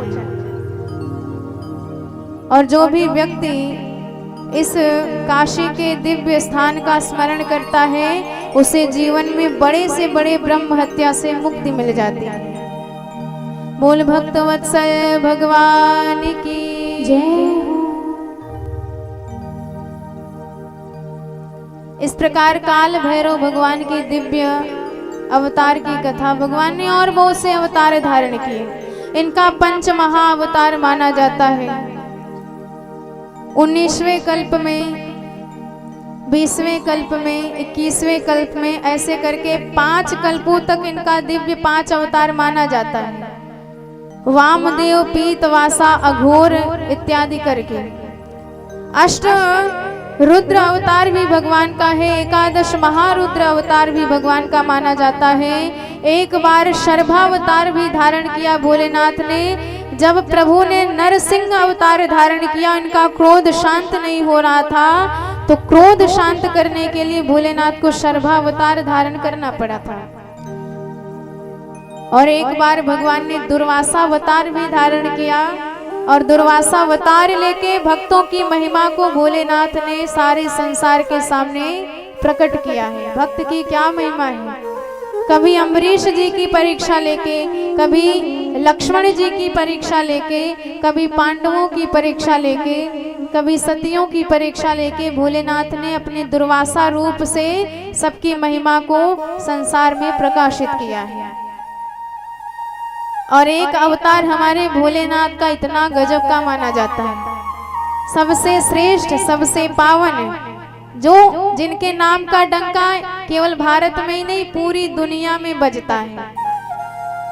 केवल ब्रह्मांड में नहीं, घर घर में जिनके नाम का डंका बजता है, घर घर में जिनके मंगल रूप की पूजा की जाती है, घर घर में जिनका नाम जपा जाता है, और तो और इनका नाम हमारे साक्षात राघवेंद्र सरकार भी जपते रहते हैं, क्योंकि जब तक ये ना प्रसन्न हो तब तक वो भगवान भी प्रसन्न नहीं होते हैं। ऐसे परम पावनावतार हमारे एकादश रुद्रावतार ही साक्षात हनुमंत जी महाराज। बोल हनुमान जी महाराज की जय हो। इसलिए थोड़ी सी संक्षिप्त चर्चा शिव पुराण में हनुमान जी की भी आई है। तो आइए हनुमंत कथा में प्रवेश करने से पूर्व बड़े भाव से अपने हनुमान जी महाराज को याद करते हैं, तत्पश्चात कथा में प्रवेश करेंगे। वीर हनुमाना अति बलवाना, राम नाम रसियो रे, प्रभु मन बसियो रे। राम नाम रसियो रे, प्रभु मन बसियो रे। वीर हनुमाना अति बलवाना, वीर हनुमाना अति बलवाना, राम नाम रसियो रे, प्रभु मन बसियो रे। राम नाम रसियो रे, प्रभु मन बसियो रे। वीर हनुमाना अति बलवाना, वीर हनुमाना अति बलवाना, राम नाम रसियो रे, प्रभु मन बसियो रे। राम नाम रसियो रे, प्रभु मन बसियो रे। सभी लोग दोनों हाथ उठा के बड़े भाव से ताली की सेवा करते हुए बोल हनुमंत लाल की जय हो।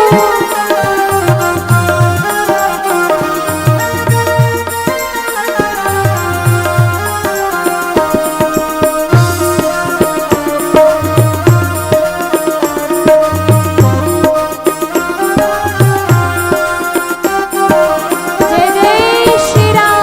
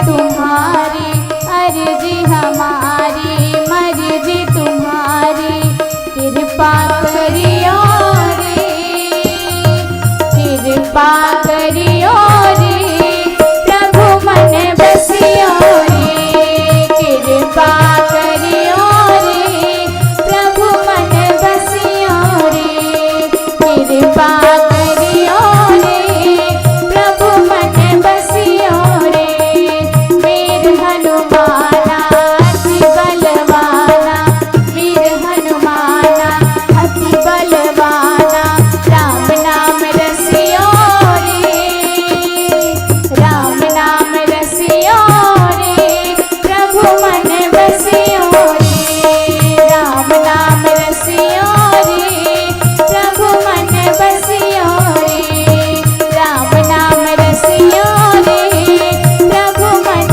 बसियो रे, राम नाम रसियो रे, प्रभु मन बसियो रे, राम नाम रसियो रे, प्रभु मन बसियो रे, राम नाम रसियो रे, प्रभु मन बसियो रे, राम नाम रसियो रे, प्रभु मन बसियो रे। बोले हनुमान जी महाराज की जय हो। तो ये हमारे भोलेनाथ का बड़ा दिव्य अवतार कहा जाता है।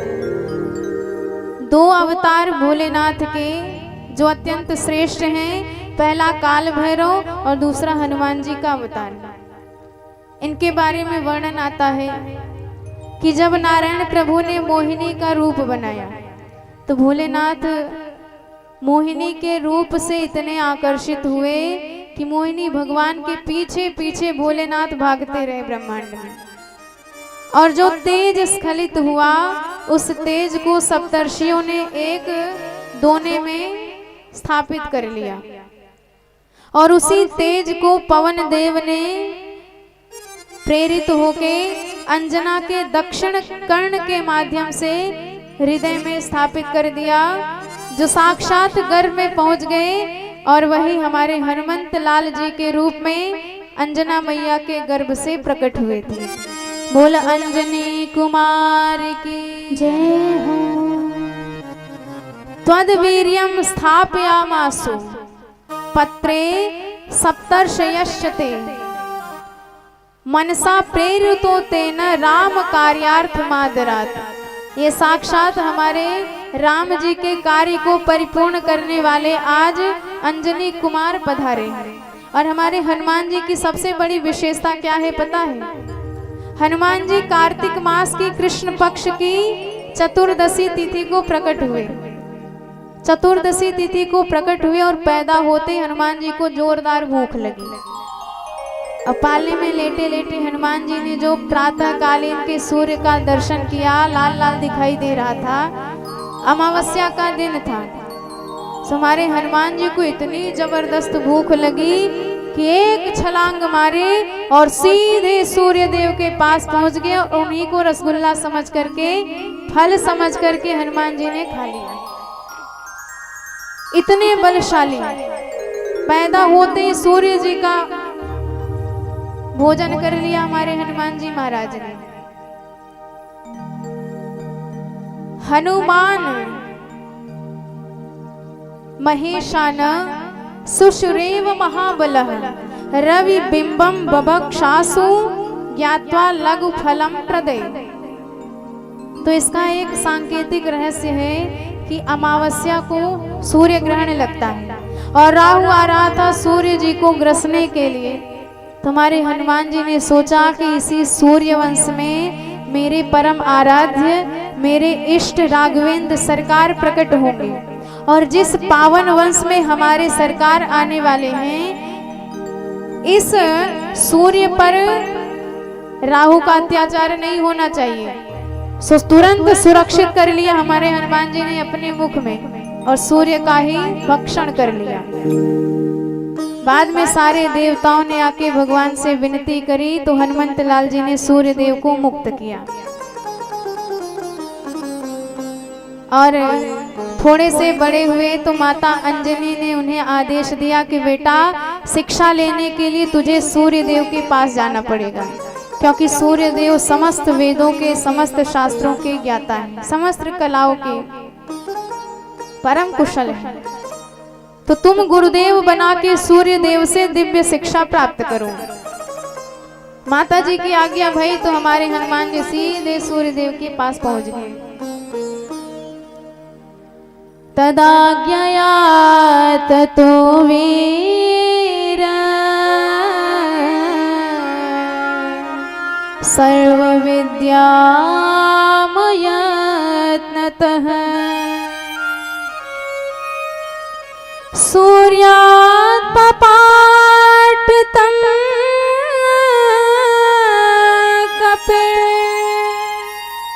गत्वा तन्निकटं तदा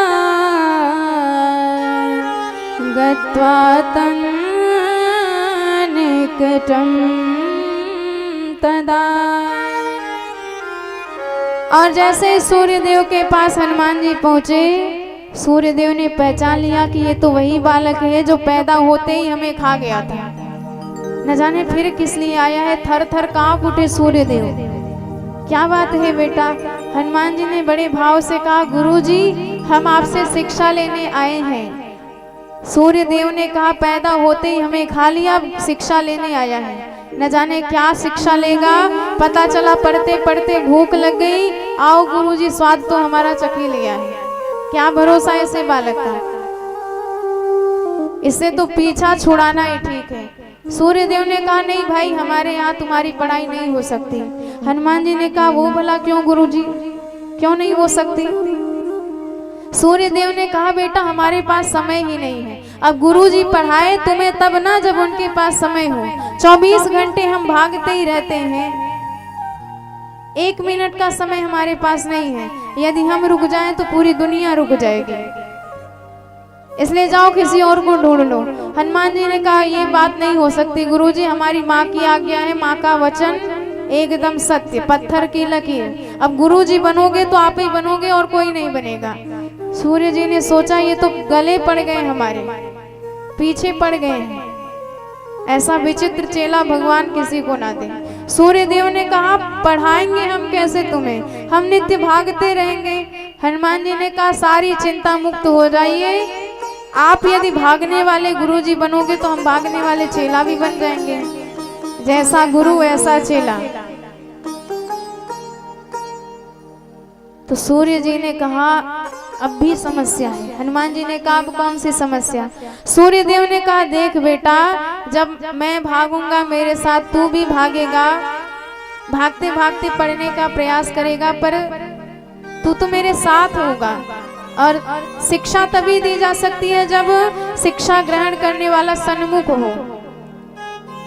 हनुमान जी ने कहा, तो क्या बात, हम आपके उल्टे भागेंगे, आपके सामने मुख होगा, पीछे पीठ होगी। सूर्य जी ने कहा, अच्छा बेटा, गुरु जी के ही सामने उल्टे चलोगे। हनुमान जी ने कहा कि गुरुदेव, यदि आपसे शिक्षा लेके भी हम बदले ना तो शिक्षा लेना ही हमारा व्यर्थ है। गुरुदेव से शिक्षा प्राप्त करने के बाद भी हम उसी संसार में, उसी अज्ञानता में पड़े रहे तो हमने शिक्षा ही क्या ली? अरे बदलना तो बनता ही है। जब किसी प्रकार नहीं माने तो सूर्यदेव ने कहा, चलो ठीक है, और सारी शिक्षा हनुमंत लाल जी को प्रदान करी। हनुमान जी ने प्राप्त करी। उसके बाद जाने लगे तो बोले, गुरुदेव गुरु दक्षिणा बताइए क्या दे दे। सूर्य जी तो कांप गए, गुरु दक्षिणा भी ऐसे बोल रहा है मानो प्राण मांग रहा है। उन्होंने कहा, बेटा तू हमें क्या देगा, हमने तुम्हें वैसे शिक्षा दी, जाओ हमारा आशीर्वाद है। हनुमान जी ने कहा, नहीं नहीं, नियम तो नियम, बताइए क्या दे गुरु दक्षिणा में। सूर्यदेव ने कहा, अच्छा ठीक है, देना ही चाहता है तो ये दे, हमारे बेटा हैं सुग्रीव जी महाराज, और वह सुग्रीव जी महाराज बाली से बड़े भयाक्रांत रहते हैं, बाली उन पर बड़ा अत्याचार करता है, इसलिए तू मेरे उसी बेटे के साथ हमेशा उसकी सेवा में, उसकी सुरक्षा में अनवरत ढंग से तत्पर रहना है। हनुमान जी ने कहा, जो आज्ञा। और तब से हमारे हनुमंत लाल जी सुग्रीव की सुरक्षा में, सुग्रीव की सेवा में सदा सर्वदा तत्पर रहते हैं। और हनुमान जी जहां जहां दुश्मनों को देखते हैं, जो जो राम जी के विरोधी हैं और जो भी सनातन धर्म के विरोधी हैं, तो फिर उनका पकड़ पकड़ के काम तमाम करते हैं, क्योंकि ये साधु संत के रखवाले कहे जाते हैं।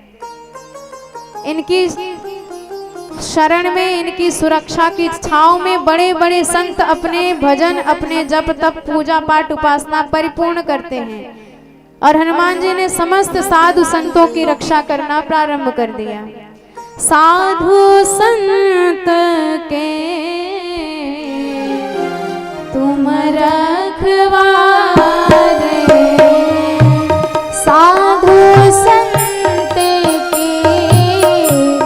तुम रखवारे, साधु संत के तुम रखवारे, असुर निकंदन राम दुलारे, साधु संत के तुम रखवारे, साधु संत के तुम रखवारे, असुर निकंदन राम दुलारे, साधु संत के तुम रखवारे, असुर निकंदन राम दुलारे। बोल हनुमान जी महाराज की जय हो। और एक बार ऋषिमुख पर्वत पर विराजमान हनुमान जी सुग्रीव के साथ और वनवासी राम सीता जी के हरण के दुख से दुखी अपने भाई लखन लाल जी के साथ आ रहे हैं। सुग्रीव ने जैसे ही दोनों पुरुषों का दर्शन किया, हनुमान जी से कहा कि हनुमान जी, लगता है बाली का भेजा गया कोई दुश्मन आ रहा है, इसलिए आप जाओ पता लगाओ ये दोनों कौन हैं, और यदि खतरा लगे तो तुरंत हमें इशारा कर देना, हम यहाँ से भाग लेंगे।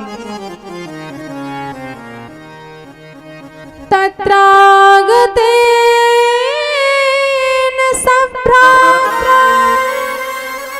ऋतभार्येण दुःखिना कारयामास रामेण तस्य सख्यं सुखावह।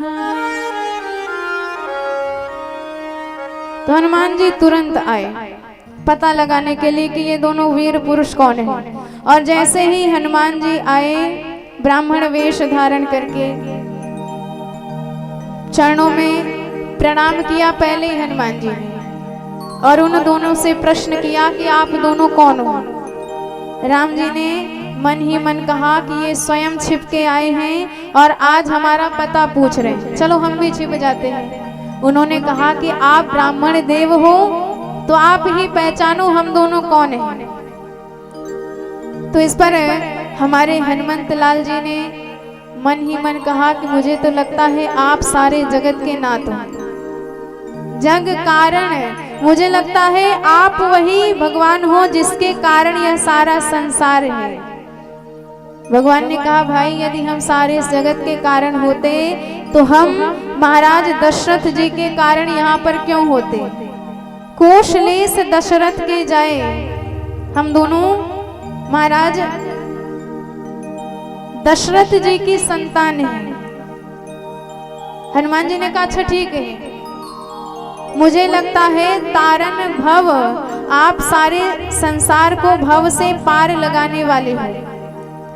भगवान ने कहा यदि हम भव से पार लगाते तो हम क्यों यहाँ पर पिता के बंधनों से बंधे, वचनों से बंधे मार्ग में भटक रहे होते, जंगल जंगल में, कांटों कांटों पर।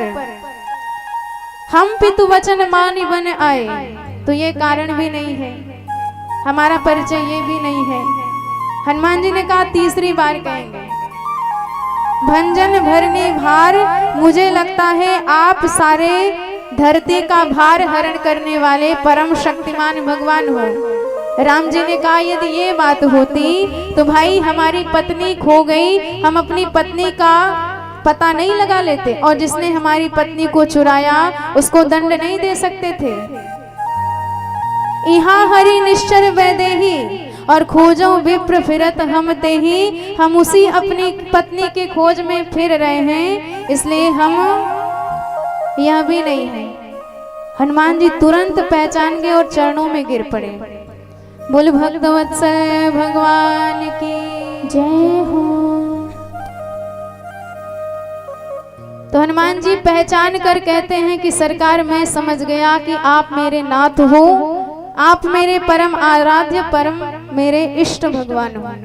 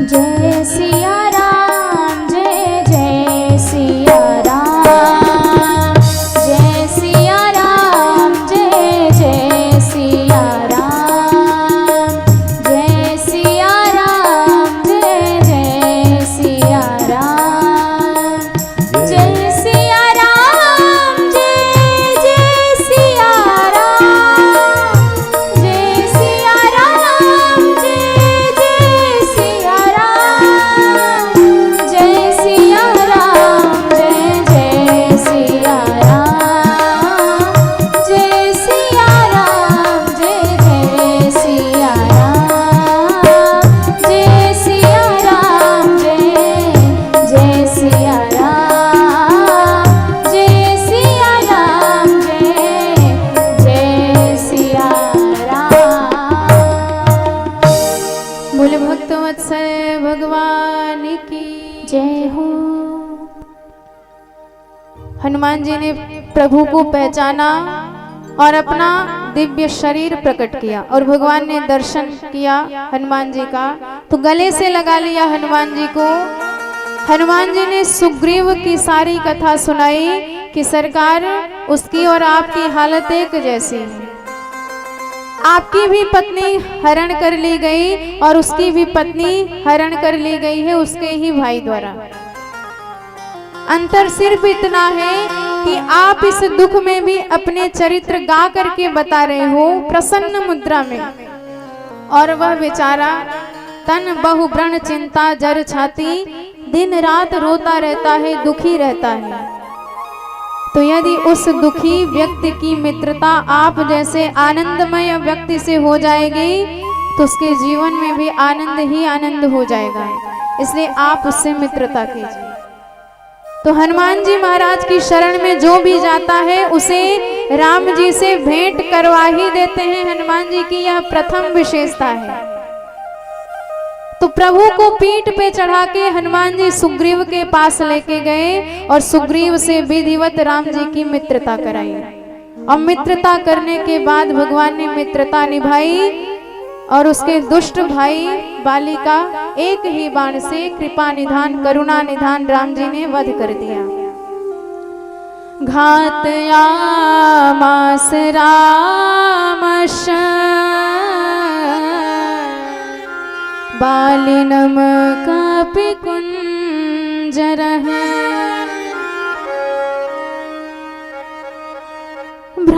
मातृपत्न्याशुभोक्तारम् पापिनम् वीरमानिनम् पापिनम् वीरमानिनम्।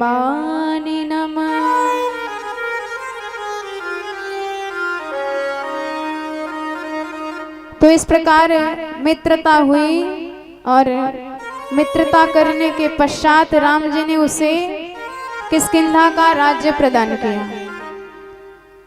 समयांतराल में सुग्रीव जी ने समस्त सेनाओं को सीता जी की खबर लाने के लिए चारों दिशाओं में भेजा और हमारे हनुमंत लाल जी के साथ अंगद, जामवंत इत्यादि बड़े बड़े वीर दक्षिण दिशा की तरफ गए। और जैसे ही हनुमंत लाल जी को खबर मिली कि सीता जी का हरण रावण ने किया है, जो सागर के पार लंकापुरी में वास करता है, तो इतने बलवंत हमारे हनुमंत लाल जी, भगवान ने अपनी मुद्रिका प्रदान की है, तो उसी मुद्रिका को मुख में रखे और पूरे सागर को हनुमंत लाल जी प्रभु राम की कृपा से पार कर गए। जो साक्षात शिव हैं, उन्हें पार करने में क्या कठिनाई हो सकती है। प्रभु मुद्रिका मिली मुख माही, जलधि लागी गए अचरज नाहि। प्रभु मुद्रिका मिली मुख माही, जलधि लागी गए अचरज नाहि।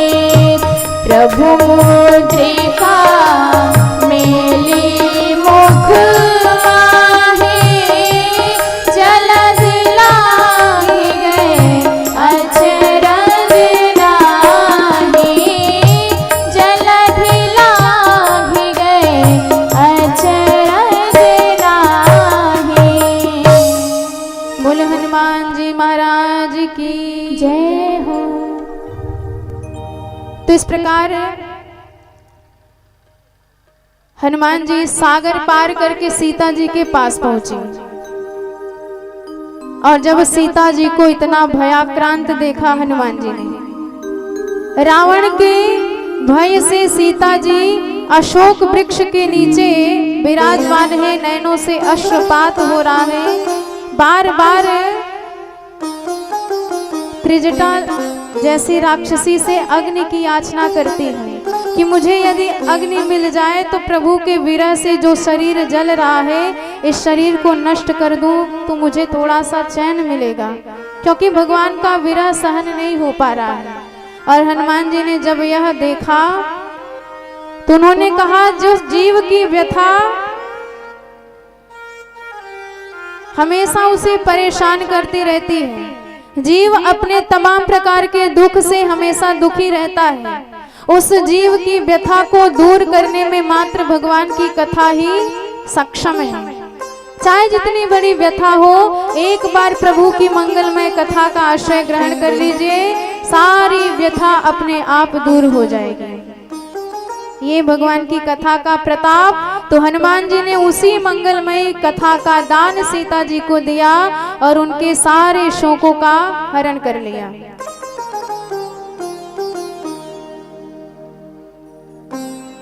सीता शोक जहारा शो सवीरा कपिनायक श्रावयित्वा रामवृतं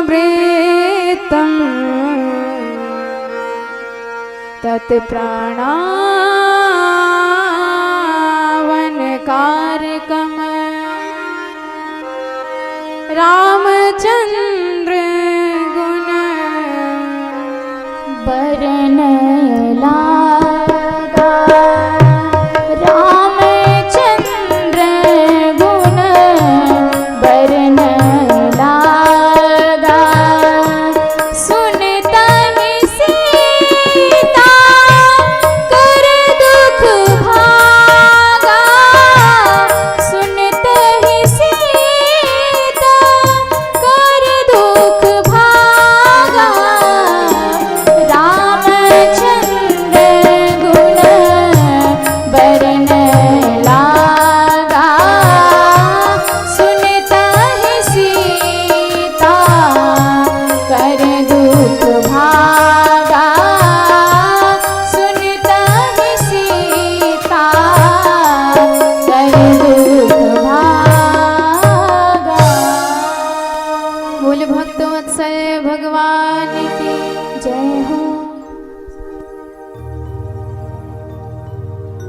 तो इस प्रकार हनुमान जी ने सीता जी को राम जी की कथा सुनाई। और जब हनुमान जी को पता चला माँ अग्नि मांग रही हैं पर अग्नि नहीं मिल रही है, हनुमान जी ने प्रतिज्ञा करी, माँ आप अग्नि मांग रही हो पर मैं आपको सुबह अग्नि यहाँ पर दिखाऊंगा। आग जहाँ लगनी चाहिए वहां लगेगी। जिस रावण ने आपके साथ इतना अत्याचार किया है उसको इसकी सजा अवश्य मिलेगी। पर हनुमान जी ने त्रिजटा की एक बात सुनी। त्रिजटा कह रही थी कि मैंने एक स्वप्न देखा है, एक वानर आया और जिसने 4 दिन के भीतर पूरी लंका को जला करके भस्म कर दिया।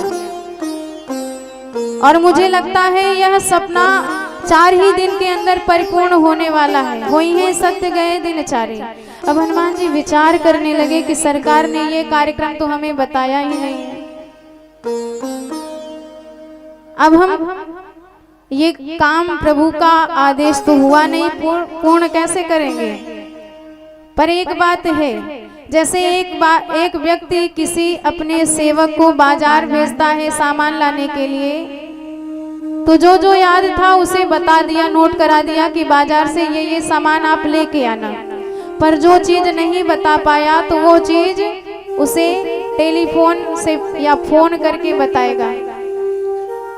और कभी कभी ऐसी दिक्कत कि वह सेवक फोन भी ले जाना भूल जाता है, तो कैसे उसे बताया जाए कि ये चीज भी आपको लानी है। तो फिर वह व्यक्ति अपने किसी दूसरे सेवक को भेजेगा उसे बताने के लिए कि यह चीज भी उसे लानी है साथ में। तो ठीक इसी प्रकार हनुमान जी ने सोचा कि हो सकता है प्रभु जल्दी जल्दी में मुझे ये आग लगाने वाली बात बताना भूल गए हूँ, तो शायद किसी को भेज दे पीछे से। पर विचार किया कि मेरे अतिरिक्त तो पूरी वानर सेना में ऐसा कोई व्यक्ति नहीं है जो इस सागर को पार कर सके। तो इसका अर्थ है ये काम मुझे ही पूरा करना है। और हनुमान जी समझ गए, उर प्रेरक रघुवंश विभूषण, एक भक्त के मुख से जो वाणी निकलती है वह वाणी साक्षात भगवान का आदेश होती है, भगवान की आज्ञा होती है। तो ये त्रिजटा मन वचन कर्म से राम जी की सेवक है, तो इसने जो बात कही है ये बात भगवान की आज्ञा है। तो उसी बात को मान करके हनुमान जी ने पूरी लंका को विध्वंस किया, एकमात्र परम भक्त विभीषण का घर छोड़ करके। दग्धा लंका जगामासु सवीरा कपिनायकः अपदद वारिदो वीर गतसा सीतापहि तथा। इस प्रकार जब सीता जी के पास आए, हनुमान जी चरणों में प्रणाम किया और सीता जी को मुद्री प्रदान की ही थी, साथ में उनसे चूड़ामणि लिया। माँ के चरणों में प्रणाम करके पुनः सागर पार करके आए और प्रभु को वह चूड़ामणि हनुमंत लाल जी ने प्रदान करी और कहा कि आप अति शीघ्र सीता जी के पास जाओ। तो रामोपकंठ मागत्य ददौ सीता मणि शिरोमणि, सीता जी की चूड़ामणि राम जी को प्रदान करी। और उन्हें हनुमान जी की सहायता से पूरे सागर पर पुल बंधवा दिया गया, समस्त वीर वानरों की सहायता लेकर। और बाद में भगवान ने वहां पर शिवलिंग की स्थापना करी। शिवलिंगम समा नर्च, शिवलिंग की स्थापना करके विधिवत पूजा करी और विजय की आशीर्वाद भगवान भोलेनाथ से प्राप्त किया। तो साक्षात भोलेनाथ ही तो हनुमान जी के रूप में प्रभु के संग में विराजमान हैं। इतने उपकार किए हैं राम जी के ऊपर कि कभी कभी तो राम जी हाथ जोड़ के रह जाते हैं, हनुमान जी महाराज आपके इतने ऋण हैं कि मैं आपसे कभी उऋण हो ही नहीं पाऊंगा। सुन सुत तो ही उऋण मैं नाही। ऐसे अनंत बलवंत हनुमंत लाल जी जो सीता मैया के आशीर्वाद से अजर अमर इस दुनिया में सदा वास करते रहते हैं। हनुमान जी का एक नारा है, हनुमान जी जब युद्ध करने लगे तो उनकी युद्ध कुशलता को देखकर राम जी रुक जाते हैं, युद्ध करना बंद कर देते हैं। लक्ष्मण जी को बुला लेते हैं, विभीषण जी को बुला लेते हैं कि देखो देखो हमारे हनुमान जी कैसे लड़ रहे हैं। हनुमान जी पहले दैत्यों को पकड़ते हैं और उनसे एक प्रश्न पूछते हैं कि ये बताओ राम जी का भजन करते हो? और जब कहते हैं कि नहीं करते हैं तो हनुमान जी फिर इतना जोरदार थप्पड़ चलाते हैं, राम जी का भजन नहीं करते उसका फल ये लो। और बिना पूछे किसी को मारते नहीं हैं। क्यों? क्योंकि यदि कोई राम जी का भक्त चोट खा गया तो हनुमान जी को बड़ा पछतावा पश्चाताप होगा। तो क्या निष्ठा सेवक की होनी चाहिए, क्या भक्ति होनी चाहिए, ये भक्ति हमारे हनुमंत लाल जी ने अपने दिव्य चरित्र से प्रकट की है। और जब राम जी अपने साकेत धाम जाने लगे तो हनुमान जी से पूछा कि हनुमान जी आप बताओ आप भी चलोगे हमारे धाम? सीधे मना कर दिया। राम जी ने पूछा सारी दुनिया हमारे धाम जाने को तरसती और तुम मना करते हो? हनुमान जी ने कहा कि ये बताओ उस धाम में आपकी कथा मिलेगी कि नहीं? राम जी ने कहा कथा तो नहीं मिलेगी पर हमारा दर्शन तो होगा।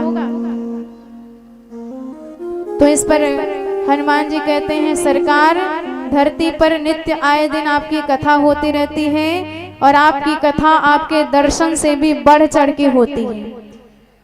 प्रभु ने मुस्कुराकर कहा तो कब तक धरती पर रहोगे? हनुमान जी ने कहा तब तक रहेंगे जब तक आपकी कथा मंदाकिनी इस धराधाम पर प्रवाहित होती रहेगी। तो रामचरित सुनबे को रसिया, ये रामचरित्र सुनने के अत्यंत रसिया हैं। जहाँ जहाँ कथा पहले श्रोता हमारे हनुमान जी, और सबको तो कार्ड में नाम लिख के भेजना पड़ता है पर इनको कोई कार्ड नहीं, बिना भुलाए पहले नंबर पे पहुंचने वाले हमारे हनुमान जी हैं। यावद तव कथा लोके विचरेष्यति पावने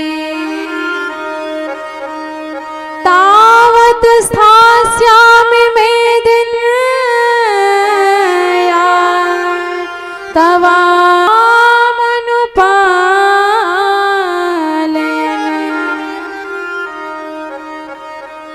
बोल हनुमान जी महाराज की जय हो। और आगे वर्णन आता है कि हमारे भोलेनाथ ने राम जी के साथ तो हनुमान जी का अवतार लिया। जब जब प्रभु का अवतार होता है साथ में ये भी अवतार लेते हैं। जब भगवान राम जी बने तो हनुमान जी के रूप में भोलेनाथ उनके साथ आए और सदा साथ रहे। और जब हमारे कन्हैया द्वारिकापुरी में द्वारिकाधीश बन के विराजमान होते हैं, जब कृष्णावतार ग्रहण करते हैं तो हमारे भोलेनाथ फिर उनके साथ में बंशी का रूप धारण करके आते हैं। वंशस्तु भगवान रुद्र है, जो भगवान के अधरामृत को सदा पीती रहती हैं, सदा चूमती रहती हैं, भगवान के हाथों से सदा संस्पर्श पाती रहती हैं। वो वंशी कोई और नहीं साक्षात भोलेनाथ है। तो कन्हैया कहते हैं कि भोलेनाथ आपको मैं कभी अपने से अलग नहीं करूंगा। आपने हमारी खूब सेवा करी हनुमान जी के रूप में, तो अब हम आपकी भी बड़ी दिव्य सेवा करेंगे।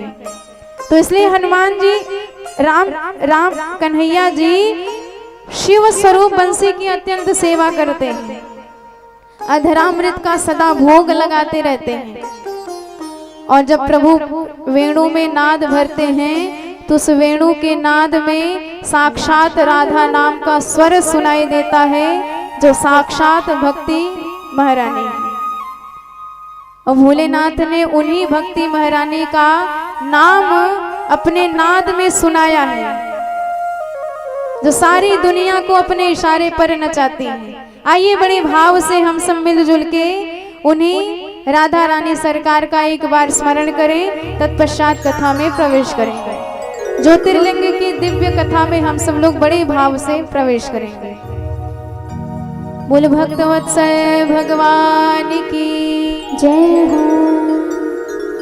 अविनाशी है कैलाशी है, कोई योगी कहे सन्यासी है, सारी दुनिया झुकावे मां चरण में भोले के, मन मेरा मगन दिन रात भजन में भोले के, सारी दुनिया झुकावे मां चरण में भोले के, मन मेरा मगन दिन रात भजन में भोले के। अविनाशी है कैलाशी है, कोई योगी कहे सन्यासी है, अविनाशी।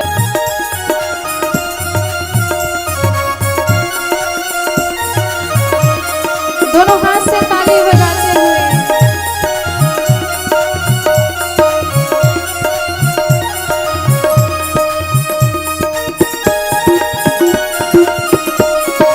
हर हर महादेव। बोल शंकर भगवान की जय हो। काल जिनसे डरे वो महाकाल है, इनकी लीला गजब की कमाल है।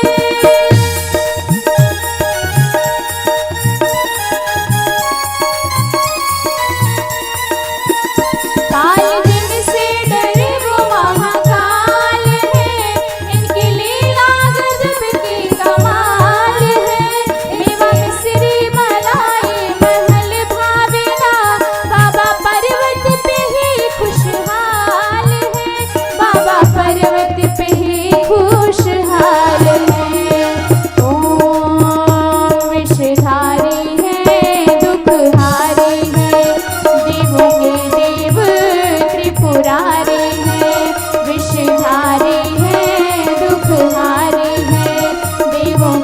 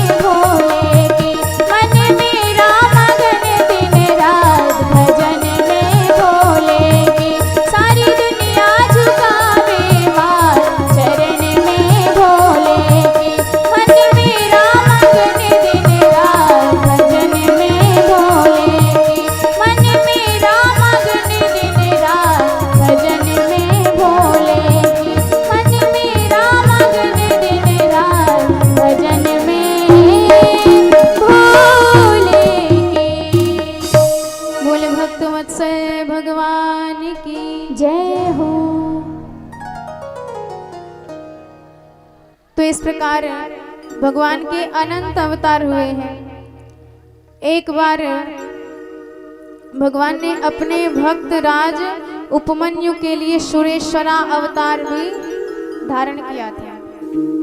वर्णन आता है ये उपमन्यु जी कौन है। हमारे द्वारिकाधीश भगवान के गुरुदेव हैं सांदीपनी मुनि, और उन सांदीपनी मुनि के भी जो गुरुदेव हैं वो हैं उपमन्यु मुनि। तो ये कन्हैया के दादा गुरु लगते हैं। और उपमन्यु जी के बचपन की चर्चा, इनके जीवन में शिव भक्ति कैसे प्रकट हुई। जब ये छोटे से बालक थे तो इनकी माता अत्यंत गरीब थी और अपने मायके में रहती थी, और उपमन्यु जी अपने मामा के घर रहा करते थे। एक बार अपने मामा के पुत्रों को दूध पीते उपमन्यु जी ने देखा तो माँ के पास आके मचल गए, कहने लगे माँ मेरे भाइयों ने दूध पिया है, हमें भी दूध चाहिए। माँ गई, थोड़ा सा दूध मांग के लाई, उपमन्यु जी को पिलाया। पहली बार दूध पिया उपमन्यु जी ने तो इतना आनंद आया, माँ से कहने लगे माँ हमें और दूध चाहिए। माँ ने कहा बेटा जितना था उतना तो हमने तुम्हें दे दिया, अब हमारे पास नहीं है, कहाँ से लाके दे। पर उपमन्यु जी बालक थे तो मचल गए, समझना ही नहीं चाहते थे। सुमा गई, चावल के आटे को जल में घोल करके नकली दूध बना के लाई, उपमन्यु जी को पिला दिया। जैसे ही उपमन्यु जी ने पिया पहचान गए, कहने लगे माँ ये नकली दूध है, मुझे असली दूध चाहिए। फेंक दिया दूध। माँ ने डांट के कहा कि बेटा हम इतने गरीब हैं, दूध कहाँ से मिलेगा।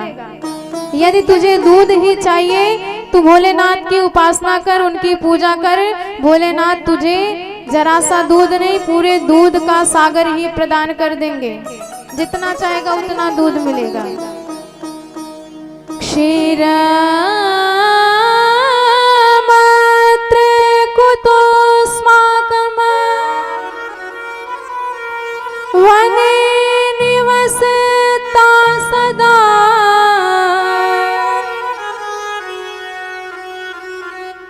प्रसादेन विना शंभो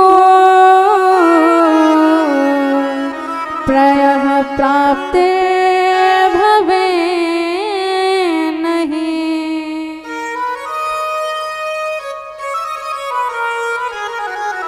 तो माँ की आज्ञा हुई, उपमन्यु जी तुरंत चल दिए। बालक ही थे, छोटी सी अवस्था में चल दिए। वन में घर बनाने का जो ईंट होता है, 8 ईंट उपमन्यु जी ने लिया और छोटे से मंदिर का निर्माण किया। उसी के नीचे पार्थिव शिवलिंग बनाया और दिव्य उपासना भोलेनाथ की प्रारंभ कर दी। माथे पर भस्म लगाया, गले में रुद्राक्ष धारण कर ली और पंचाक्षर मंत्र निरंतर नित्य जपने लगे। तो मैंने आपको पहले भी निवेदन किया है, भगवान शिव की पूजा के 3 ही अंग विशेष माने जाते हैं, और कोई विधि आप पूरी ना करो पर शिव जी की पूजा करनी है तो 3 अंग अवश्य अनिवार्य रूप से परिपूर्ण करना चाहिए। पहला, आप माथे पर भस्म धारण करो, शिव जी की पूजा करने का पहला नियम। और दूसरा, रुद्राक्ष धारण करो, एक ही रुद्राक्ष पहनो पर पहनो अवश्य। और तीसरा अंग पंचाक्षर मंत्र का नित्य जप करना चाहिए।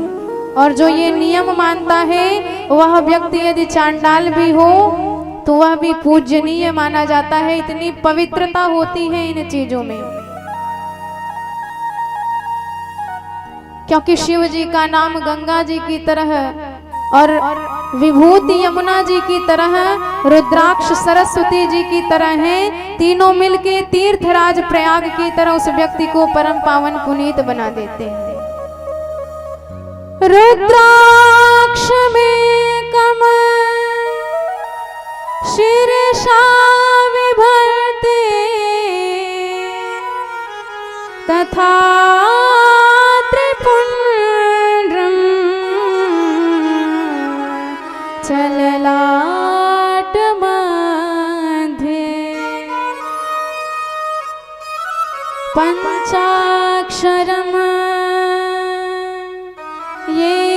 जपन्ति मंत्रा पूज्या भवद्भिः खलु ते हि साधवः।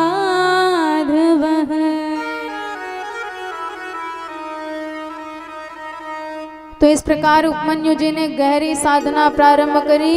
भगवान परीक्षा लेने के लिए आए। पहले इंद्र के रूप में प्रकट हुए और कहने लगे, बेटा आंखें खोल, मैं तुमसे बड़ा प्रसन्न हूं। तुष्टोस्मि ते वरम ब्रूहि तपसा नेन सुब्रतः। बेटा तू आज मुझसे जो भी मांगेगा मैं सारी इच्छा परिपूर्ण कर दूंगा। तुझे दूध चाहिए ना, ददामि चेत् छितान कामान सर्वन नात्रास्ति संशयः। मैं तुझे दूध प्रदान करूंगा, इसलिए तू चिंता मत कर, नयन खोल। पर जैसे ही उपमन्यु जी ने देखा, प्रणाम करके कहा कि महाराज आपके चरणों में बारंबार प्रणाम, पर हमें आपसे कुछ नहीं प्रयोजन, हमें तो महादेव से ही जो चाहिए सो चाहिए, इसलिए आप जाओ। आस्तां तावन् मम क्षेयम्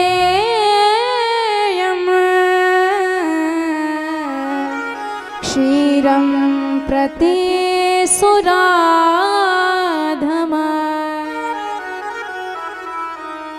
निहत्य त्वां शिवास्त्रेण त्यजाम्येतत्कलेवरम्।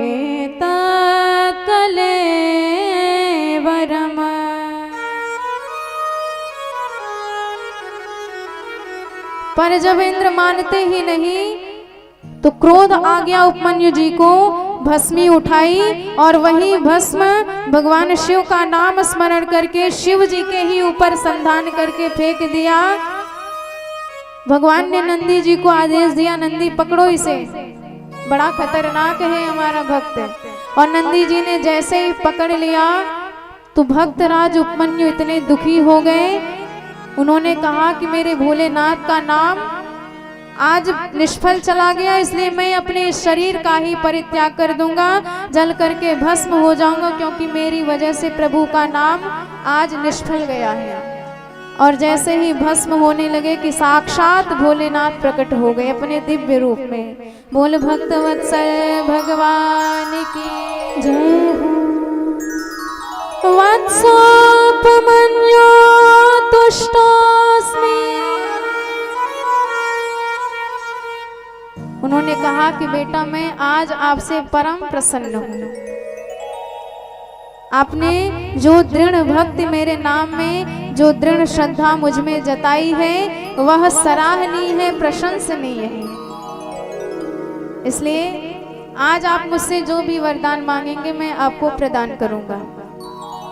भगवान भोलेनाथ ने कहा कि बेटा मैं तुम्हारा साक्षात पिता हूँ और ये पार्वती तुम्हारी माता है, इसलिए आज से हम तुम्हारे माता पिता हैं और पार्वती मैया अपने दिव्य हाथों से अमृत तुल्य दूध आपको पिलाएंगे।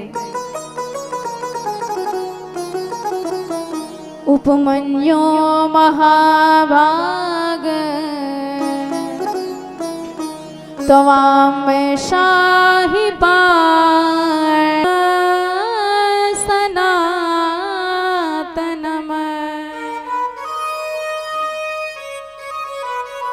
बेटा तुझे क्या आशीर्वाद चाहिए? मेरा आशीर्वाद है तू आज से समस्त ज्ञान में निपुण हो जाएगा, भक्तों में शिरोमणि हो जाएगा, शिव भक्त में तेरा नाम प्रसिद्ध रहेगा।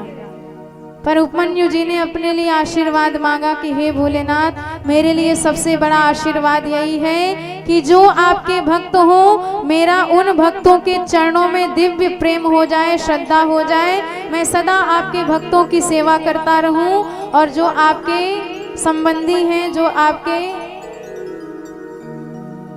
आपसे जुड़े हुए हैं, मैं उनसे जुड़ जाऊं, केवल मेरा मोक्ष यही है। स्वदास्यम परमम स्नेहम स्वसंबंधी सुमे सदा। इतना दिव्य आशीर्वाद भक्तराज ने मांगा। तो अब भगवान के दिव्य ज्योतिर्लिंग की कथा है। महादेव ने सबसे पहले लिंग के रूप में अवतार लिया। हमने आपको पहले ही बता दिया था, जो अनलाचल अरुणाचल महादेव के नाम से प्रख्यात है, जो चेन्नई प्रदेश में है, जो महाशिवरात्रि के दिन प्रकट हुए थे। उसी दिन से भोलेनाथ की लिंग रूप में विधिवत पूजा होती है, और जो भी लिंग स्वरूप भोलेनाथ का पूजन करता है उसके जीवन में भुक्ति मुक्ति मोक्ष सब कुछ प्राप्त हो जाते हैं। इसलिए लिंग पूजा समस्त प्राणियों को अवश्य करना चाहिए, और जिसका भी जीवन बिना लिंगार्चन के जाता है, समझ लीजिए उसका जीवन व्यर्थ पशु तुल्य जा रहा है। विना लिंगार्चनम यस्य कालो गच्छति नित्यसा महाहानि भवेत् तस्य दुर्वृत्तस्य दुरात्मना।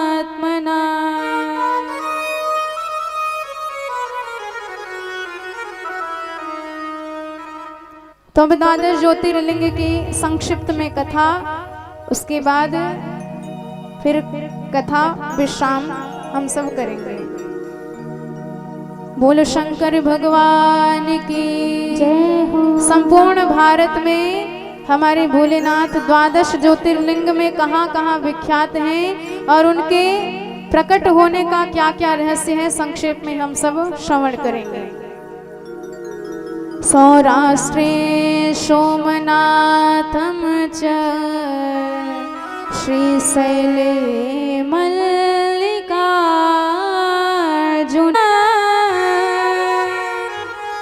वाराणस्यां तु विश्वेश त्र्यंबको गौतमी तटे।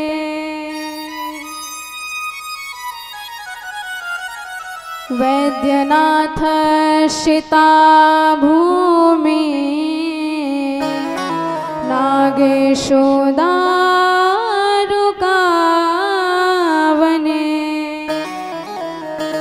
सेतु बंधे तु रामेशो घुष्मेश शिवालये। बोल शंकर भगवान की जय हो। सबसे पहले ज्योतिर्लिंग के रूप में भगवान सौराष्ट्र प्रांत में विद्यमान है, गुजरात में सोमनाथ के रूप में।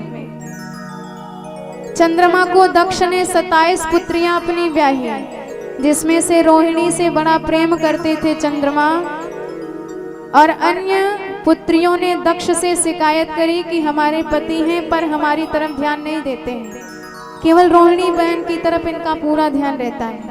दक्ष ने समझाया चंद्रमा को कि महाराज आप इतने ऊंचे खानदान के हो, कुछ तो ध्यान रखो, अरे सब आपकी पत्नियां हैं, सबके साथ बराबर प्रेम करो। पर चंद्रमा बात अनसुनी कर दी, नहीं माने। कुछ दिन बाद फिर सारी कन्याओं ने दक्ष से शिकायत करी। अब तो दक्ष को इतना क्रोध आ गया, चंद्रमा को ही श्राप दे दिया कि मैं श्राप देता हूँ तुम क्षय रोगी हो जाओ, तुम्हारी कांति नष्ट हो जाए। तुरंत चंद्रमा क्षय रोग से ग्रसित हो गए, जिसे टीबी कहा जाता है। बेचारे चंद्रमा खांसते खांसते परेशान ब्रह्मा जी के पास पहुंचे। ब्रह्मा जी ने डांट लगाई कि तुम हमेशा से तुम्हारा चरित्र बेकार ही रहा है। पहले तो अपने गुर्ज प्रांत में आकर के चंद्रमा ने विधिवत भोलेनाथ की उपासना करी, शिवलिंग का निर्माण करके 10 करोड़ महामृत्युंजय मंत्र का जप किया, और उस जप से प्रसन्न होके उसी लिंग से साक्षात भगवान प्रकट हो गए। बोल सोमनाथ भगवान की जय हो। और वही सोमनाथ ज्योतिर्लिंग के रूप में वहाँ प्रकट है। जो भी उस लिंग का दर्शन नित्य करता है उसके जीवन में क्षय रोग का प्रकोप कभी नहीं पड़ता है। चंद्रमा को आशीर्वाद दिया भोलेनाथ ने, 1 महीने में 2 पक्ष होते हैं, तो लगातार 15 दिन तक तुम्हारी कांति बढ़ेगी और उसके बाद घटेगी। और दूसरे ज्योतिर्लिंग के रूप में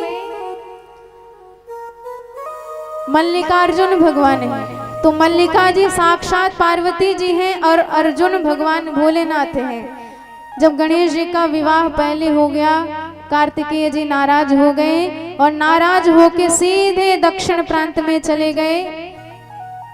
पार्वती मैया का पुत्र वात्सल्य प्रेम जब जागृत हुआ तो दोनों शिव गौरी कार्तिकेय जी से मिलने के लिए दक्षिण प्रांत में श्रीशैल पर पहुंचे। पर कार्तिकेय जी को पता चला तो तुरंत वहां से आगे खिसक गए, लगभग 3-4 किलोमीटर आगे बढ़ गए। तुम्हारे भोलेनाथ और पार्वती मैया एक ही रूप में वहीं पर ज्योतिर्लिंग के रूप में प्रकट हो गए, मल्लिकार्जुन के रूप में। बोल मल्लिकार्जुन भगवान की जय। और कहा जाता है पूर्णिमा के दिन साक्षात पार्वती मैया प्रकट होके अपने पुत्र का दर्शन करने जाती हैं और अमावस्या के दिन साक्षात भोलेनाथ प्रकट होके दर्शन करने पधारते हैं। और तीसरे ज्योतिर्लिंग के रूप में है महाकाल भगवान। एक दूषण नाम का व्यक्ति जो संतों पर अत्याचार कर रहा था, एक ब्राह्मण को मारने के लिए जैसे ही तत्पर हुआ तो उज्जैन प्रदेश में उस संत की रक्षा करने के लिए भगवान एक ज्योतिर्लिंग के रूप में प्रकट हो गए जो महाकाल के नाम से विख्यात है। और इनका दर्शन करने से व्यक्ति काल पर भी विजय प्राप्त कर सकता है, उसके जीवन में कभी भी मृत्यु का भय प्रभावित नहीं करता है। बोल भक्तवत्सल भगवान की जय हो। और चौथे शिवलिंग है ओंकारेश्वर। एक बार विंध्याचल पर्वत ने भगवान भोलेनाथ से ईर्ष्यावश प्रार्थना करी कि हे भोलेनाथ आशीर्वाद दीजिए, मैं इस सारे जगत में सबसे ऊंचा पर्वत बन जाऊं। भोलेनाथ समझ रहे थे कि ये ईर्ष्यावश वरदान मांग रहा है। वरदान तो दे दिया क्योंकि तपस्या कठिन की है। संतों ने कहा महाराज आप यहीं पर स्थापित हो जाइए इस पर लगाम कसने के लिए, नहीं तो सारी दुनिया को बड़ा परेशान करेगा। क्योंकि दुष्ट यदि बलशाली हो जाए तो संतों को हमेशा परेशान करने लग जाते हैं। तो भोलेनाथ वहीं पर ओंकारेश्वर के रूप में विद्यमान हो गए। उन्हीं का दो रूप हो गया उस शिवलिंग का जो नर्मदा नदी के तट पर एक इस तरफ एक इस तरफ है। इस तरफ अमलेश्वर भगवान और उस तरफ ओंकारेश्वर भगवान। बोलो शंकर भगवान की जय हो। पांचवें ज्योतिर्लिंग के रूप में केदारनाथ भगवान हैं। जब एक बार पांडव तपस्या करे, तपस्या से प्रसन्न होके भगवान परीक्षा लेने आए। एक महिषी का आकृति भगवान भोलेनाथ ने बनाया और जैसे ही पांडव पकड़ने के लिए दौड़े, पूंछ पकड़ लिया तो भोलेनाथ सिर झुका के बैठ गए। तो बाकी उनका आधा शरीर नेपाल में चला गया जो पशुपति महादेव के नाम से पूजा जाता है, शिरोस्थान। बाकी पूंछ सहित पीठ का स्थान केदारनाथ के रूप में विद्यमान है। बोल केदारनाथ भगवान की जय हो। और डाकिनी नाम के स्थान पर भगवान भीमा शंकर की दिव्य पूजा होती है, दिव्य ज्योतिर्लिंग विद्यमान है। इसके लिए कथा आती है कि जो कुंभकर्ण था उसकी पत्नी का नाम था करकटी और इसके बेटे का नाम था भीम।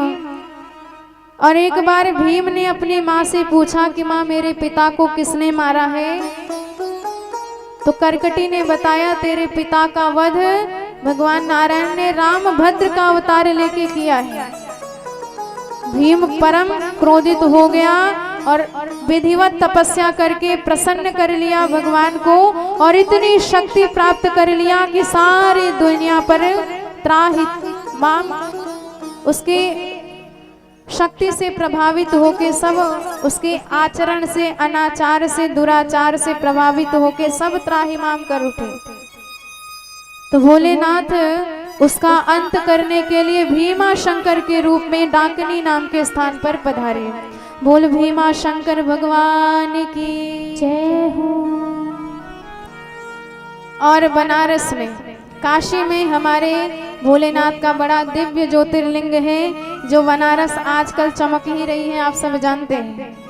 बढ़िया कॉरिडोर का निर्माण हो गया है, जहां पर भोलेनाथ का परम पावन परम दिव्य ज्योतिर्लिंग श्री विश्वनाथ ज्योतिर्लिंग विद्यमान है। और जो भी विश्वनाथ भगवान का दर्शन करते हैं, उनका नाम जपते हैं, उस व्यक्ति के सारे संकट पल भर में समाप्त हो जाते हैं। विश्वनाथ मम नाथ पुरारी, विश्वनाथ मम नाथ पुरारी, त्रिभुवन महिमा विदित तुम्हारी, त्रिभुवन महिमा विदित तुम्हारी, विश्वनाथ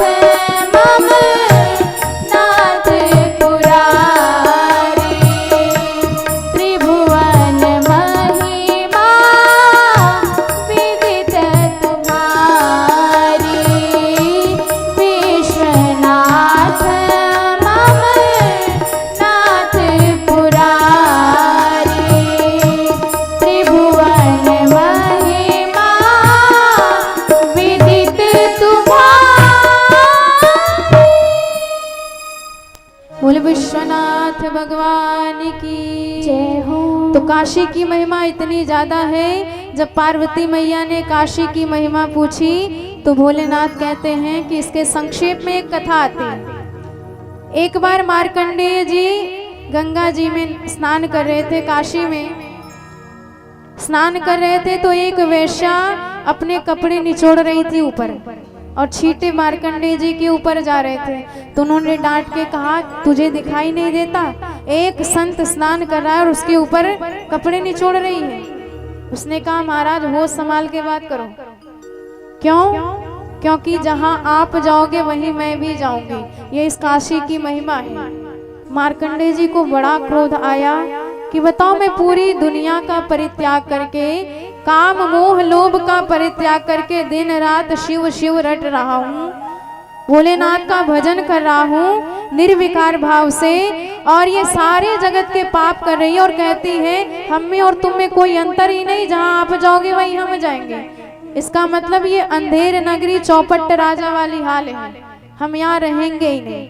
तो सीधे मार्कंडेय जी काशी से बाहर जाने लगे। भोलेनाथ से सहन नहीं हुआ कि हमारे इस काशी की महिमा संत से ही है, क्योंकि जहाँ संत रहते हैं वही तीर्थ कहा जाता है, और संत जहाँ ना हो वह तीर्थ मुर्दे के समान होता है, उसमें जागृति नहीं होती है। तो ब्राह्मण का वेश बना करके मार्कंडेय जी के पीछे हो लिए कि महाराज एक क्षण रुक तो जाओ, क्या बात है, काशी से क्यों जा रहे हो? अरे भोलेनाथ से क्यों नाराज हो गए हो? मार्कंडेय जी ने कहा, तब तक नहीं बोलेंगे जब तक इस काशी की सीमा से बाहर नहीं हो जाएंगे। और जैसे ही काशी की सीमा से बाहर हुए तो बताया सारा हाल कि जब बताओ मेरी पूजा पाठ का कोई असर ही नहीं है, बिना कुछ किए भी जब मोक्ष मिल जाएगा तो मैं इस नगरी में रहूं ही क्यों? तो इस पर ब्राह्मण बने भोलेनाथ ने कहा, भी बताते हैं कि आपकी क्या महिमा है। तो दो माताएं अपने सिर पे गट्ठर ले जा रही थी घास का। एक माता जी एकदम सूखा सूखा पुआल ली थी, और एक माता जी हरे हरे घास का गट्ठर ली थी। दोनों गट्ठर उतरवाए, दोनों में आग लगा दिए महादेव। तो जो सूखा था वो तुरंत जल करके भस्म हो गया, और जो गीला था वह सुलग सुलग के धीरे धीरे धुआं देकर जलने लगा। तो शिव जी ने कहा, महाराज बात समझ में आई? मार्कंडेय जी ने कहा, क्या मतलब इसका?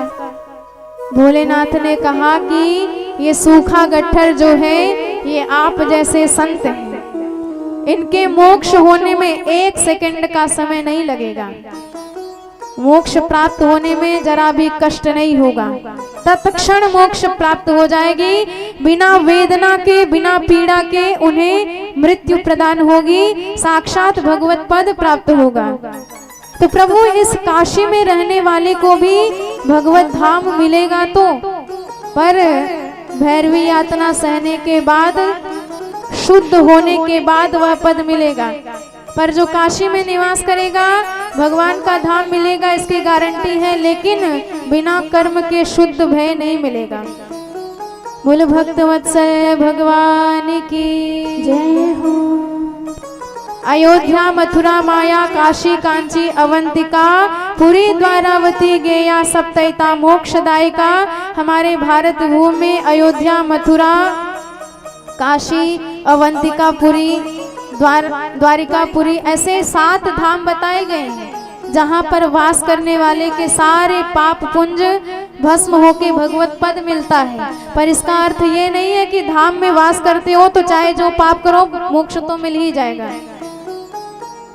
बिना सत्कर्म किए सुंदर मोक्ष मिलने वाला नहीं है।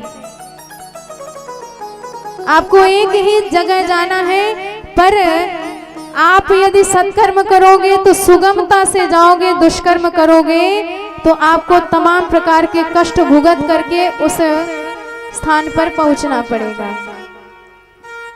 तो ये विश्वनाथ भगवान काशीपुरी में विद्यमान है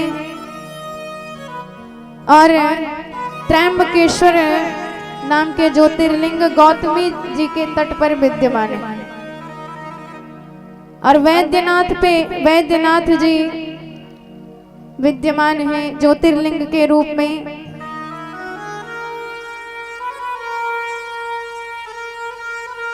और दारुकावन में नागेश्वर नाम के ज्योतिर्लिंग है। और सेतुबंध में रामेश्वर नाम के ज्योतिर्लिंग है, जिनकी स्थापना साक्षात हमारे महादेव जी ने हमारे राघवेंद्र सरकार ने अपने हाथों से करी है।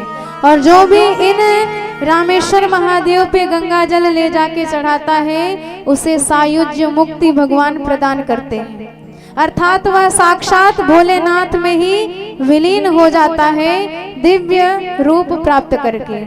बोले रामेश्वर भगवान की जय हो। और घुष्मेश्वर नाम के ज्योतिर्लिंग अंतिम ज्योतिर्लिंग के तौर पे विद्यमान है। इसलिए इस 12 ज्योतिर्लिंग का जो भी नाम स्मरण कर लेता है उसके जीवन के सारे पाप ताप संताप तत्क्षण भस्मीभूत हो जाते हैं। एताम ज्योतिर्लिंग कथा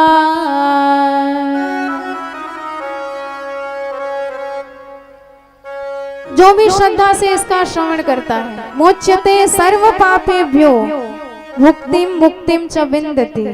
धर्म अर्थ काम मोक्ष सब कुछ उसके जीवन में प्रकट हो जाता है। इसके बाद संक्षेप रूप में थोड़ी सी दान की महिमा, तत्पश्चात हम सब अपनी वाणी को विराम देंगे। शिव पुराण में दान की इतनी महिमा बताई गई है कि जो व्यक्ति दान देता है उसको परलोक मार्ग में कोई कष्ट नहीं प्राप्त होता है। आपको परलोक में जाना है, पर जो मार्ग है वह मार्ग इतना कठिन है कि कहीं जब हम परलोक जाते हैं तो वहां पर 12 सूर्य प्रकाशमान होते हैं जो अपने तेज से व्यक्ति को झुलसा डालते हैं। कहीं कहीं तो अग्नि ही तपती रहती है, अंगारे बिछे रहते हैं, और कहीं तमाम प्रकार की सुइयां रहती हैं, कहीं जलते हुए रेत रहते हैं। इतना कष्ट व्यक्ति को जाने में होता है कि उसका कोई वर्णन नहीं कर सकता। पर दान देके आप इन कष्टों से मुक्त हो सकते हो।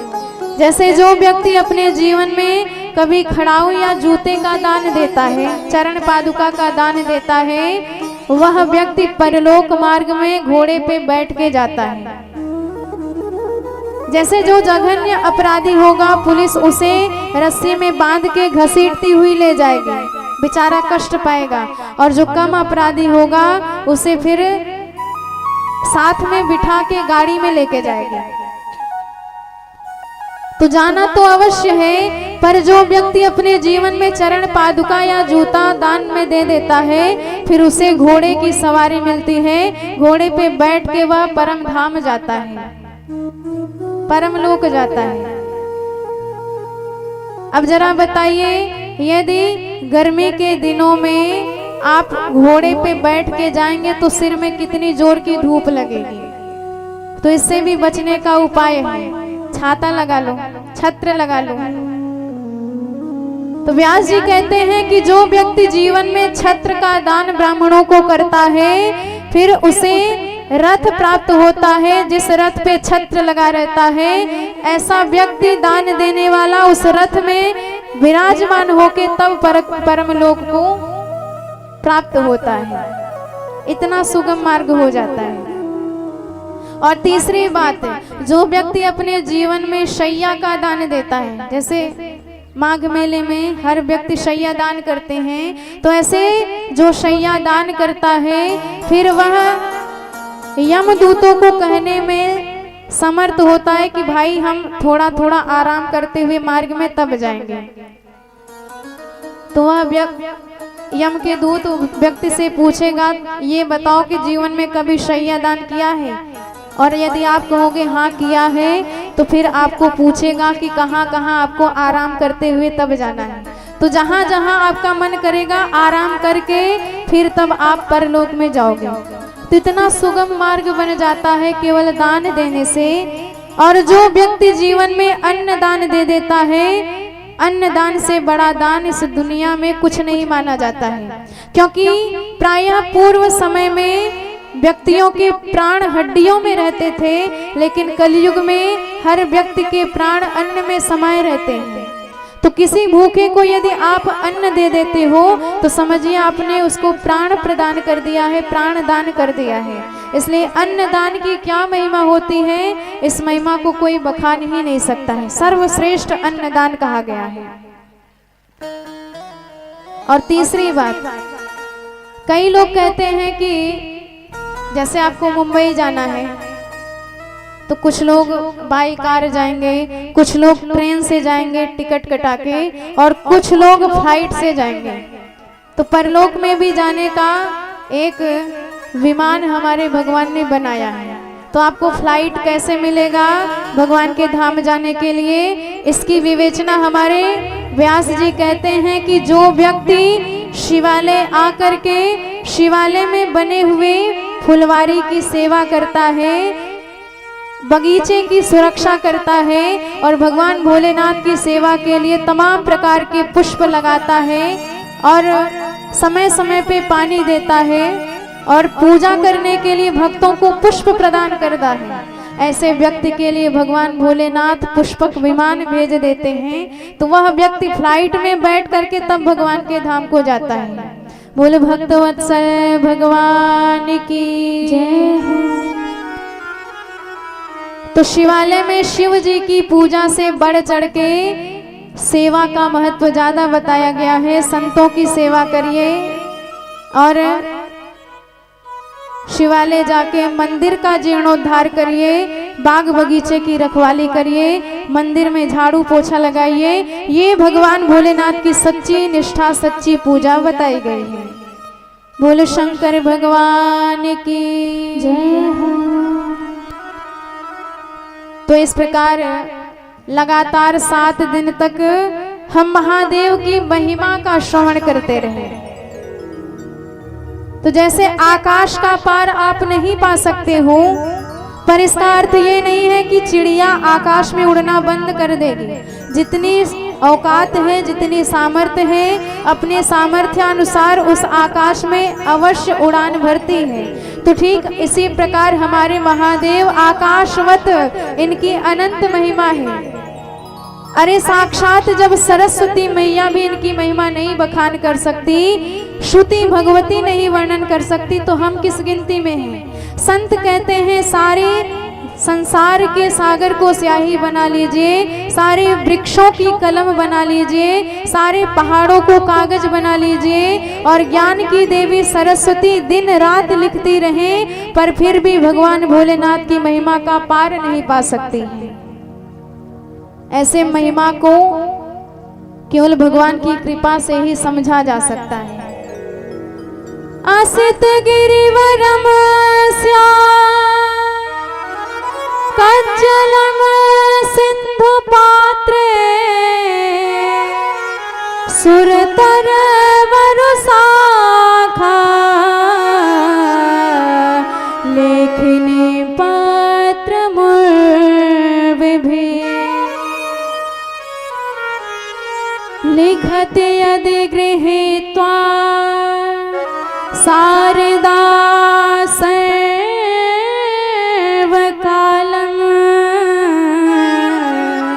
तदपि तव गुणानाम्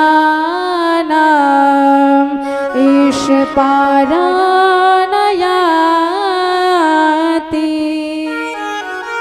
बोल शंकर भगवान की जय हो।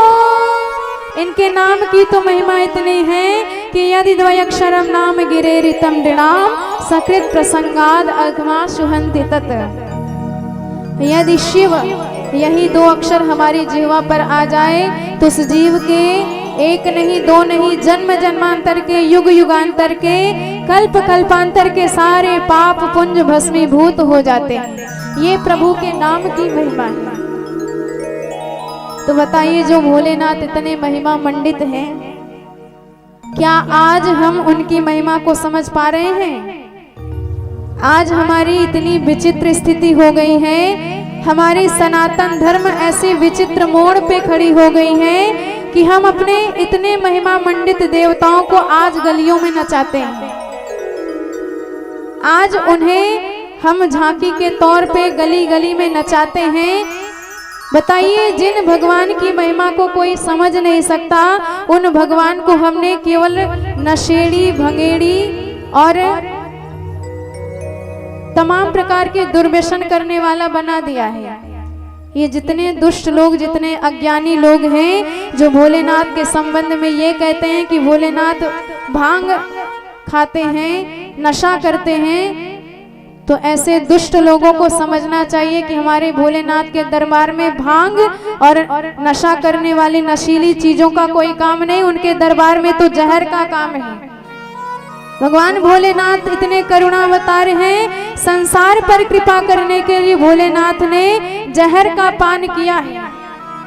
ऐसे महिमा मंडित भोलेनाथ की महिमा को आप भी समझिए और कम से कम अपने सनातन धर्म को गलियों में बर्बाद होने से बचाइए। जो आज हम गलियों में भगवान को नचाते फिर रहे हैं, यदि यही हालत रही तो वह दिन दूर नहीं जब हमारा सनातन धर्म असहाय पड़ जाएगा। सारे उल्टे सीधे धर्म इस सनातन धर्म पर भारी पड़ जाएंगे। इसलिए क्या गौरव है, क्या निष्ठा है, यह सब बात हम कथाओं से समझते हैं, सीखते हैं। तो कथाओं का आप भी श्रवण करते रहिए और इसकी महिमा समझते रहिए। तो शिव कहीं गए नहीं हैं। शिव आज भी हमारी व्यवहार में, हमारी आचरण में स्थित है। यदि हम सारे जगत में कल्याण की भावना रखते हैं तो वही शिव है, क्योंकि शिव का मतलब ही है शम कल्याणम करोति इति शंकरः। दुश्मनों के प्रति भी यदि हमारे मन में कल्याण की भावना है, तब समझिए हम शिव जी के उपासक हैं, शिव जी की पूजा के अधिकारी हैं। हमारे सनातन धर्म का पहला नियम है कि हम प्रार्थना करते हैं कि सारी दुनिया का कल्याण हो, सारी दुनिया का उत्थान हो।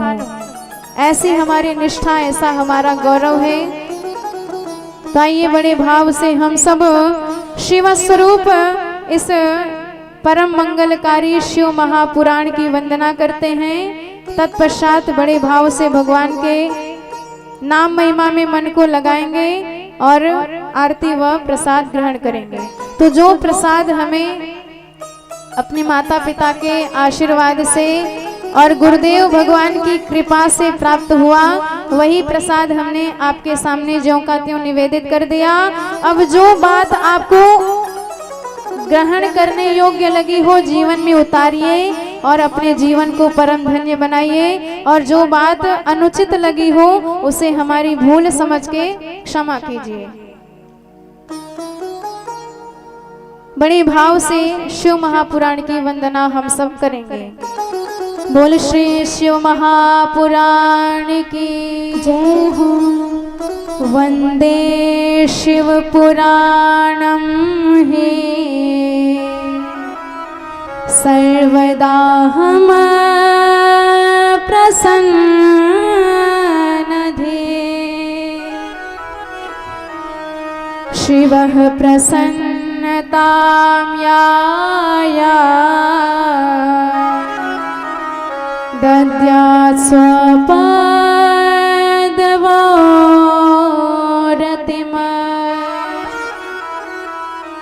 बोल श्री शिव महापुराण की।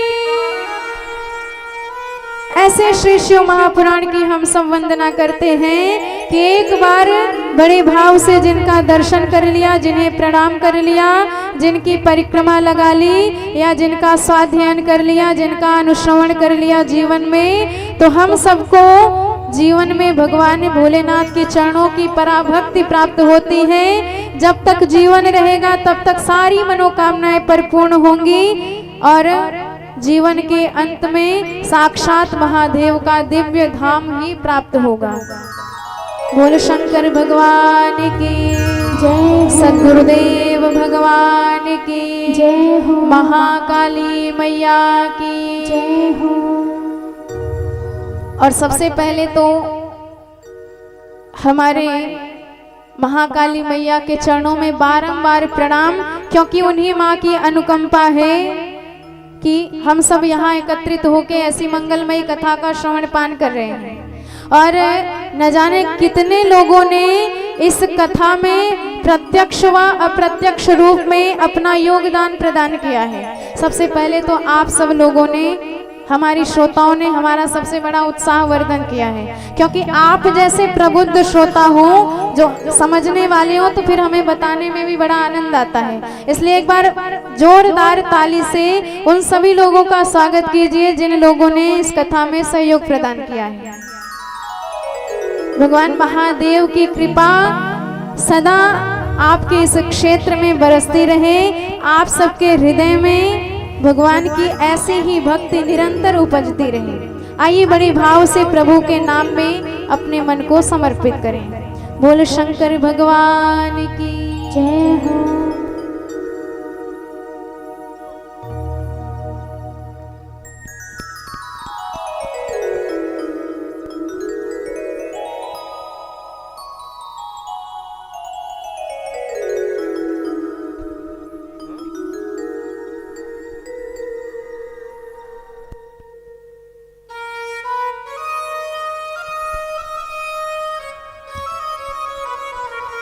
हो गए भव से पार लेकर नाम तेरा।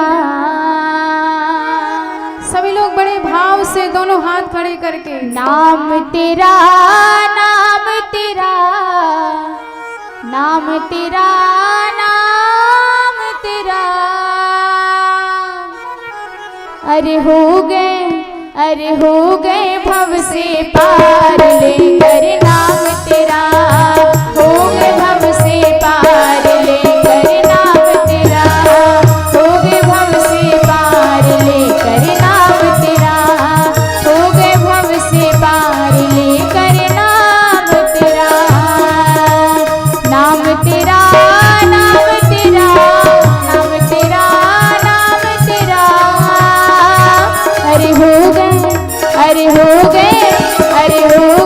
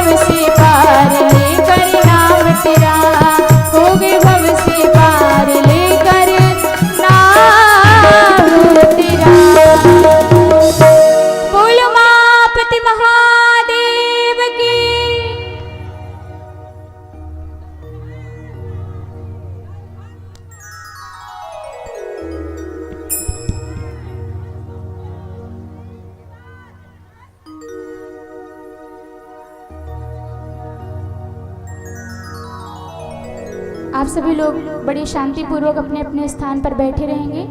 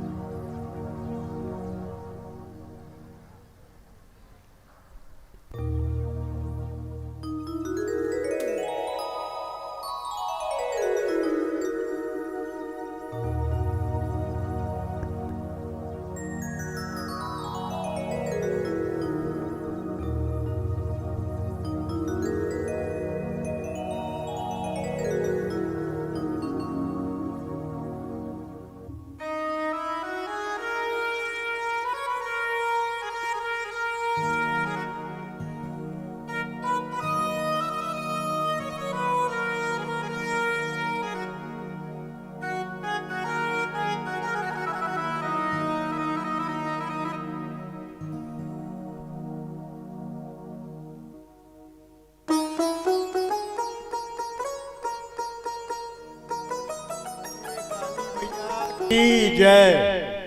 बोलिए सत्य, बोलिए शिव पुराण की जय। बोलिए भगवान विश्वनाथ की जय। आप लोगों का 10 मिनट समय लगेगा, क्योंकि देखिए आपने जिससे बहुत कुछ पाया है उसके प्रति आज कृतज्ञता नहीं ज्ञापित करती, तो कहते हैं एक कृतज्ञनी ना तरे। केवल कृतज्ञता का स्वाद उद्धार नहीं होता, जो किसी के उपकार का भला नहीं मानता, उसके लिए उसको धन्यवाद नहीं देता, वो तरता नहीं। इसलिए 15 मिनट का 10 मिनट का कार्यक्रम है, थोड़ा सा संबोधन उन लोगों के लिए, फिर मंचस्थ लोगों का स्वागत, फिर उसके बाद आरती और प्रसाद। सर्वमंगल मांगल्ये शिवे सर्वार्थ साधिके शरण्ये त्र्यंबके गौरी नारायणी नमोस्तुते। कर्पूर गौरम करुणावतारम संसार सारम भुजगेंद्रहारम सदा वसंतम हृदयारविंदे भवम भवानी सहितम नमामि। प्रातः स्मरणीय, चिर स्मरणीय और सतत स्मरणीय भगवान शंकर के चरणों में बार बार प्रणाम है। माता भगवती काली के चरणों में बार बार प्रणाम है। मंच पर आसीन व्यासपीठ पर सुश्री प्रज्ञा जी, उनके पास में बैठी हुई सुश्री प्रियंका जी, और हमारे साज वाले श्री अजय जी और मोहित जी और रोहित जी, और यूट्यूब पे पूरी दुनिया में प्रसारित करने वाले हमारे अजय जी, उनके सहयोगी का नाम नहीं जानता, वो हमें क्षमा करेंगे। और समस्त आचार्यगण, मुख्य आचार्य पंडित सुरेश जी दुबे, सह आचार्य श्री विनय कुमार जी मिश्रा, और समस्त श्रोता बंधुओं और माताओं और बहनों, सर्वप्रथम मैं भगवती काली जी के चरणों में प्रणाम करता हूँ, भगवान शंकर के चरणों में प्रणाम करता हूँ। उसके बाद मंच पे बैठी हुई सुश्री प्रज्ञा जी के चरणों में भी प्रणाम करता हूँ, क्योंकि उनके आने से ही आपको कुछ मिलता है, और गत 4 वर्षों से उनकी सेवा मिल रही है। कि हम लोगों का भाग्य है कि वो हम लोगों का अभाव नहीं देखती कि हम लोग क्या कर रहे हैं। अब की बार हमें कष्ट हुआ है कि हमारे मंडल के लोगों ने सुचारू व्यवस्था नहीं की है, इसलिए मैं अपने मंडल के तरफ से के कमियों की तरफ को ध्यान में रखते हुए आपसे क्षमा मांगता हूं कि जो भी कमियां हम लोगों की तरफ से रह गई हों उसको क्षमा करेंगे। और आपसे करबद्ध निवेदन करता हूं कि जब जब बादशाहपुर वाले याद करें तब तक आप पधार कर हम लोगों का मार्ग प्रदर्शन करती रहें। हमारी प्रियंका जी जो उनके पास में बैठी हुई हैं, वो उनका कंठ भगवान ने सरस्वती जी के रूप में दिया है। कंठ बहुत प्यारा है और उनसे मैं बराबर निवेदन करता हूँ कि आप तैयारी करिए, मैं आपकी कथा कराना चाहता हूँ। हमारे आचार्य पंडित सुरेश जी दुबे, हमारे सह आचार्य श्री विनय मिश्रा जी, इनके चरणों में बार बार प्रणाम है कि लोगों ने सवेरे पूजा की व्यवस्था, बाद में उत्तर पूजा की व्यवस्था, और पंडित विनय मिश्रा जी ने शिव पुराण के मूल पाठ की व्यवस्था बहुत सुचारू रूप से करी। वो बहुत कठिन काम है मूल पाठ करना, और वो गत 3 वर्षों से पंडित विनय मिश्रा जी कर रहे हैं। इसके लिए मैं उनके चरणों में भी बार बार प्रणाम करता हूँ। पंडित सुरेश जी यहाँ उपस्थित नहीं हैं, संभवतः इलाहाबाद से नहीं आ पाए हैं। उनके चरणों में भी मैं प्रणाम करता हूँ और आप सबको चरणों में प्रणाम करता हूँ। और आप लोगों से कहता हूँ कि भैया जब पुराण सुने हैं तो एक बार जरूर ध्यान रखिए कि अपने बच्चों को, अपने को नहीं, अपने बच्चों को, चाहे छोटे हो चाहे बड़े हो, शिव मंदिर भेजना सिखाइए। और कुछ करें, एक लोटा जल लेके जाएं और शंकर पर निवेदित करें, उससे ही उनका जीवन बदल जाएगा। और हम आप प्रौढ़ावस्था में ओल्ड आश्रम में नहीं जाएंगे, कैसी ऐसी जगह नहीं भेज दिए जाएंगे। अब हम लोग के बच्चे हम लोगों की सेवा करेंगे, क्योंकि उनका संस्कार उस तरीके का बनेगा। इसलिए आप लोगों से करबद्ध प्रार्थना है, जितनी माताएं बहनें बैठी हुई हैं उनसे हाथ जोड़ के प्रार्थना है कि वो अपने बच्चों को संस्कार दें, क्योंकि बच्चों को संस्कार माँ ही दे सकती है। और प्रथम गुरु हमारे के यहाँ कहीं भी माँ ही गई है, प्रथम गुरु का स्थान माँ को ही मिला है। तो इसलिए आप सबसे करबद्ध प्रार्थना है कि अपने बच्चों को संस्कार दें और उन्हें शिव मंदिर भेजना शुरू करें। अब मैं भैया श्रीकांत जी केसरी को आमंत्रित करूंगा, जो सन 78 से हमारे साथ हैं। आप हमें और हमारी व्यास जी, प्रज्ञा जी का स्वागत करें। भाई श्रीकांत जी।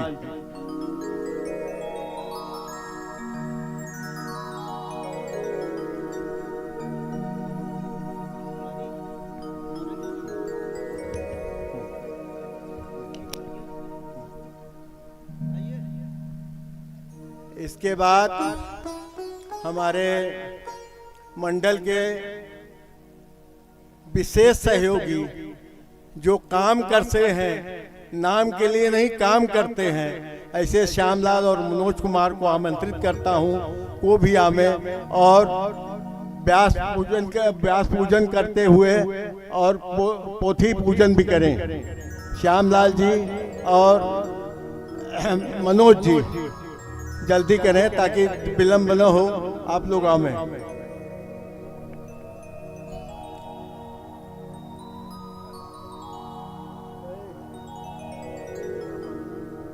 लिफाफा वाला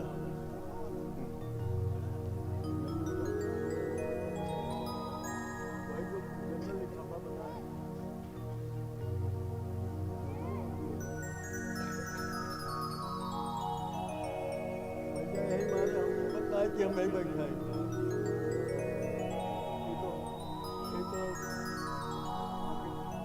माता जी मत बताए ना, थोड़ी सी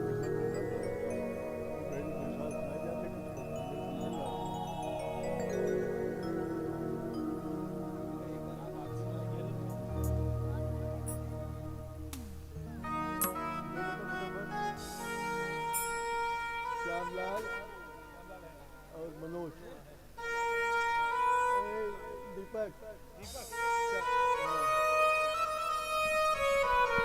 सभी माताओं से निवेदन है, आप सभी लोग बैठ जाइए। बिना आरती के और प्रसाद के कथा छोड़कर जानी नहीं चाहिए, उसका फल कोई मिलेगा नहीं आप लोगों को। बैठ जाइए, आराम से आरती ले लीजिए, प्रसाद ले लीजिए, तत्पश्चात अपने घर को प्रस्थान करिएगा।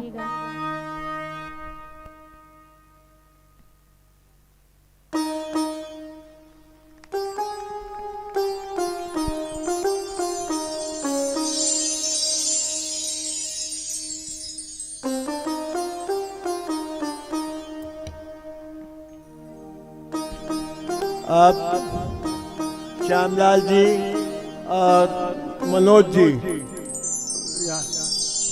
श्यामलाल जी, मनोज जी, आप पोथी का पूजन करें।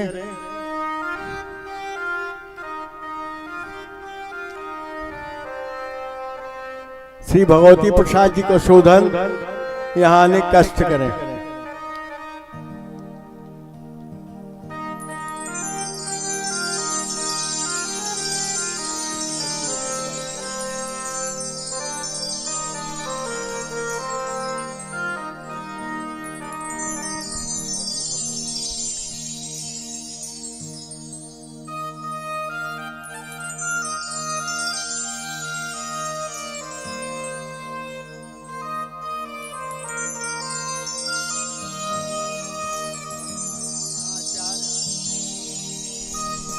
सहाचार्य श्री विनय मिश्रा जी को हमारे भगवती प्रसाद जी अंग वस्त्रम भेंट करके उनका सम्मान करें। श्री भगवती प्रसाद जी का शोधन।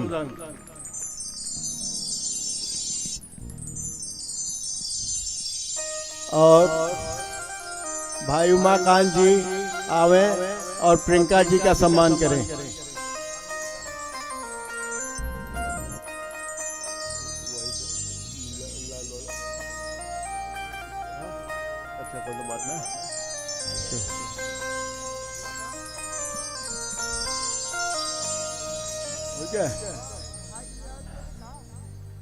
अरे भाई, हमारे मुख्य आचार्य पंडित सुरेश जी यहाँ मौजूद नहीं है आज, तो उनका अंग वस्त्रम और लिफाफा प्रज्ञा जी के माता जी को दे करके उन्हें सम्मानित करें।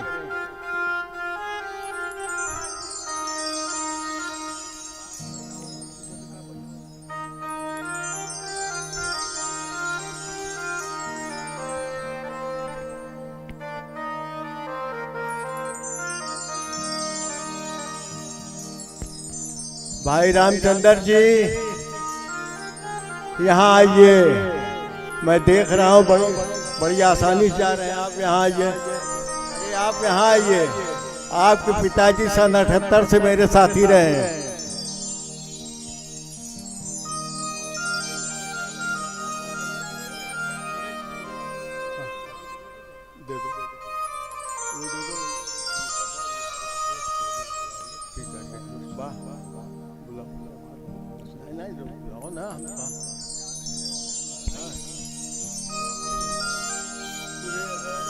प्रज्ञा जी की माता जी को दे दीजिए आचार्य सुरेश जी के बदले में।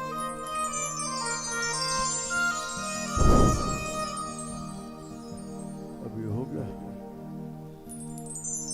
अब हमारे केशनों पे बाधक महोदय जो बैठे हुए हैं, अजय जी, उनको साल और वो भेंट करके सम्मानित करें। राजेश सोनी जी जहाँ कहीं हो पहुँचे और उनको सम्मानित करें। बैठे बैठे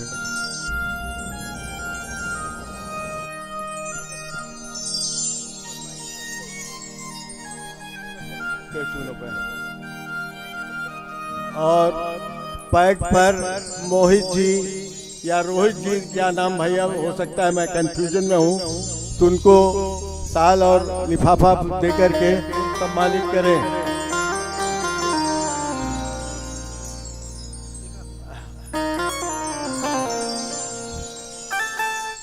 बोतल फटाफट, देर मत करा।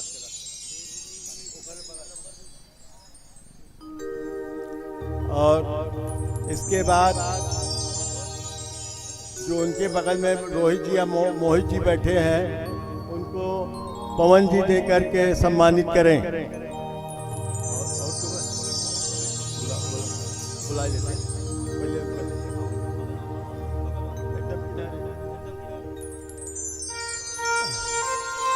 और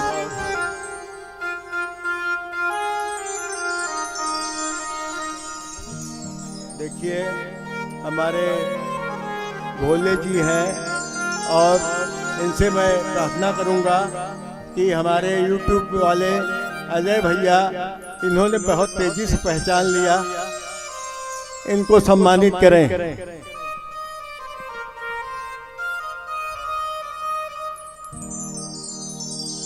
अरे भैया रविंद्र गुप्ता जी,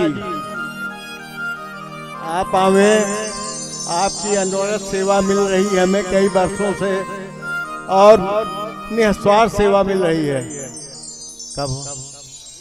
अच्छा, रविंद्र गुप्ता जी आवे।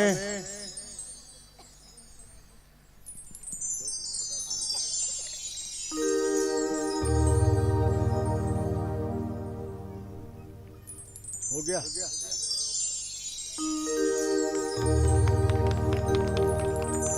हो गया ना सब?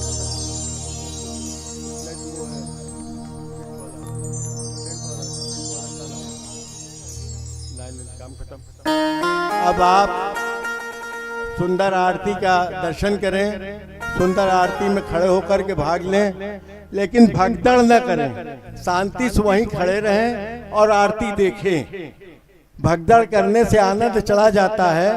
आप लोग खड़े होकर वहीं आरती का दर्शन करें। आरती हम आप लोगों के पास तक जाएगी, आरती आप लीजिएगा, लेकिन भगदड़ न करें। एक प्रार्थना है हमारी।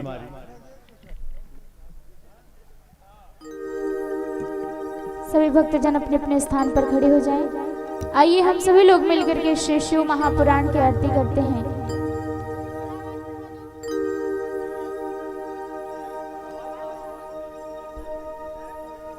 ओम इदगुम हविः प्रजननं वेयसविर्गुम सर्वगणगुम सस्तये आत्मशनि प्रजा शनि पशु शनि लोक शनि भय शनि अग्नि प्रजां बहुलां मे करुतन्नं मयोरितु अस्मासु दत्त। यह शिव पुराण शिव जी की आरती कीजिए, शिव चरणों में ध्यान अपना दीजिए। यह शिव पुराण शिव जी की आरती कीजिए, शिव चरणों में ध्यान अपना दीजिए। यह शिव पुराण शिव जी की आरती कीजिए, शिव चरणों में ध्यान अपना दीजिए। यह शिव पुराण है महाग्रंथ, सद्मार्ग बताने वाला, शिव दर्श कराने वाला।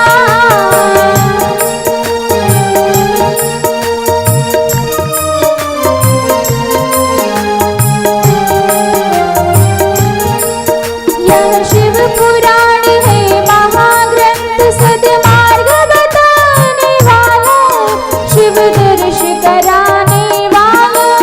सुनते सुजान करते हैं गान, सुनते सुजान करते हैं गान, शिव अमृत रस को पीजिए, शिव चरणों में ध्यान अपना दीजिए। यह शिव पुराण शिव जी की आरती कीजिए, शिव चरणों में ध्यान अपना दीजिए। जाग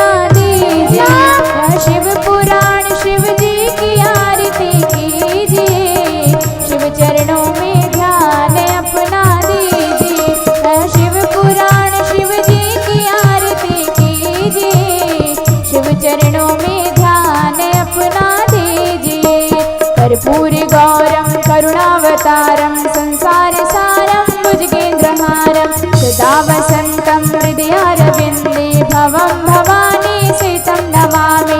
त्वमेव माता च पिता त्वमेव बन्धु च सखा त्वमेव वेद्या द्रविणं त्वमेव सर्वं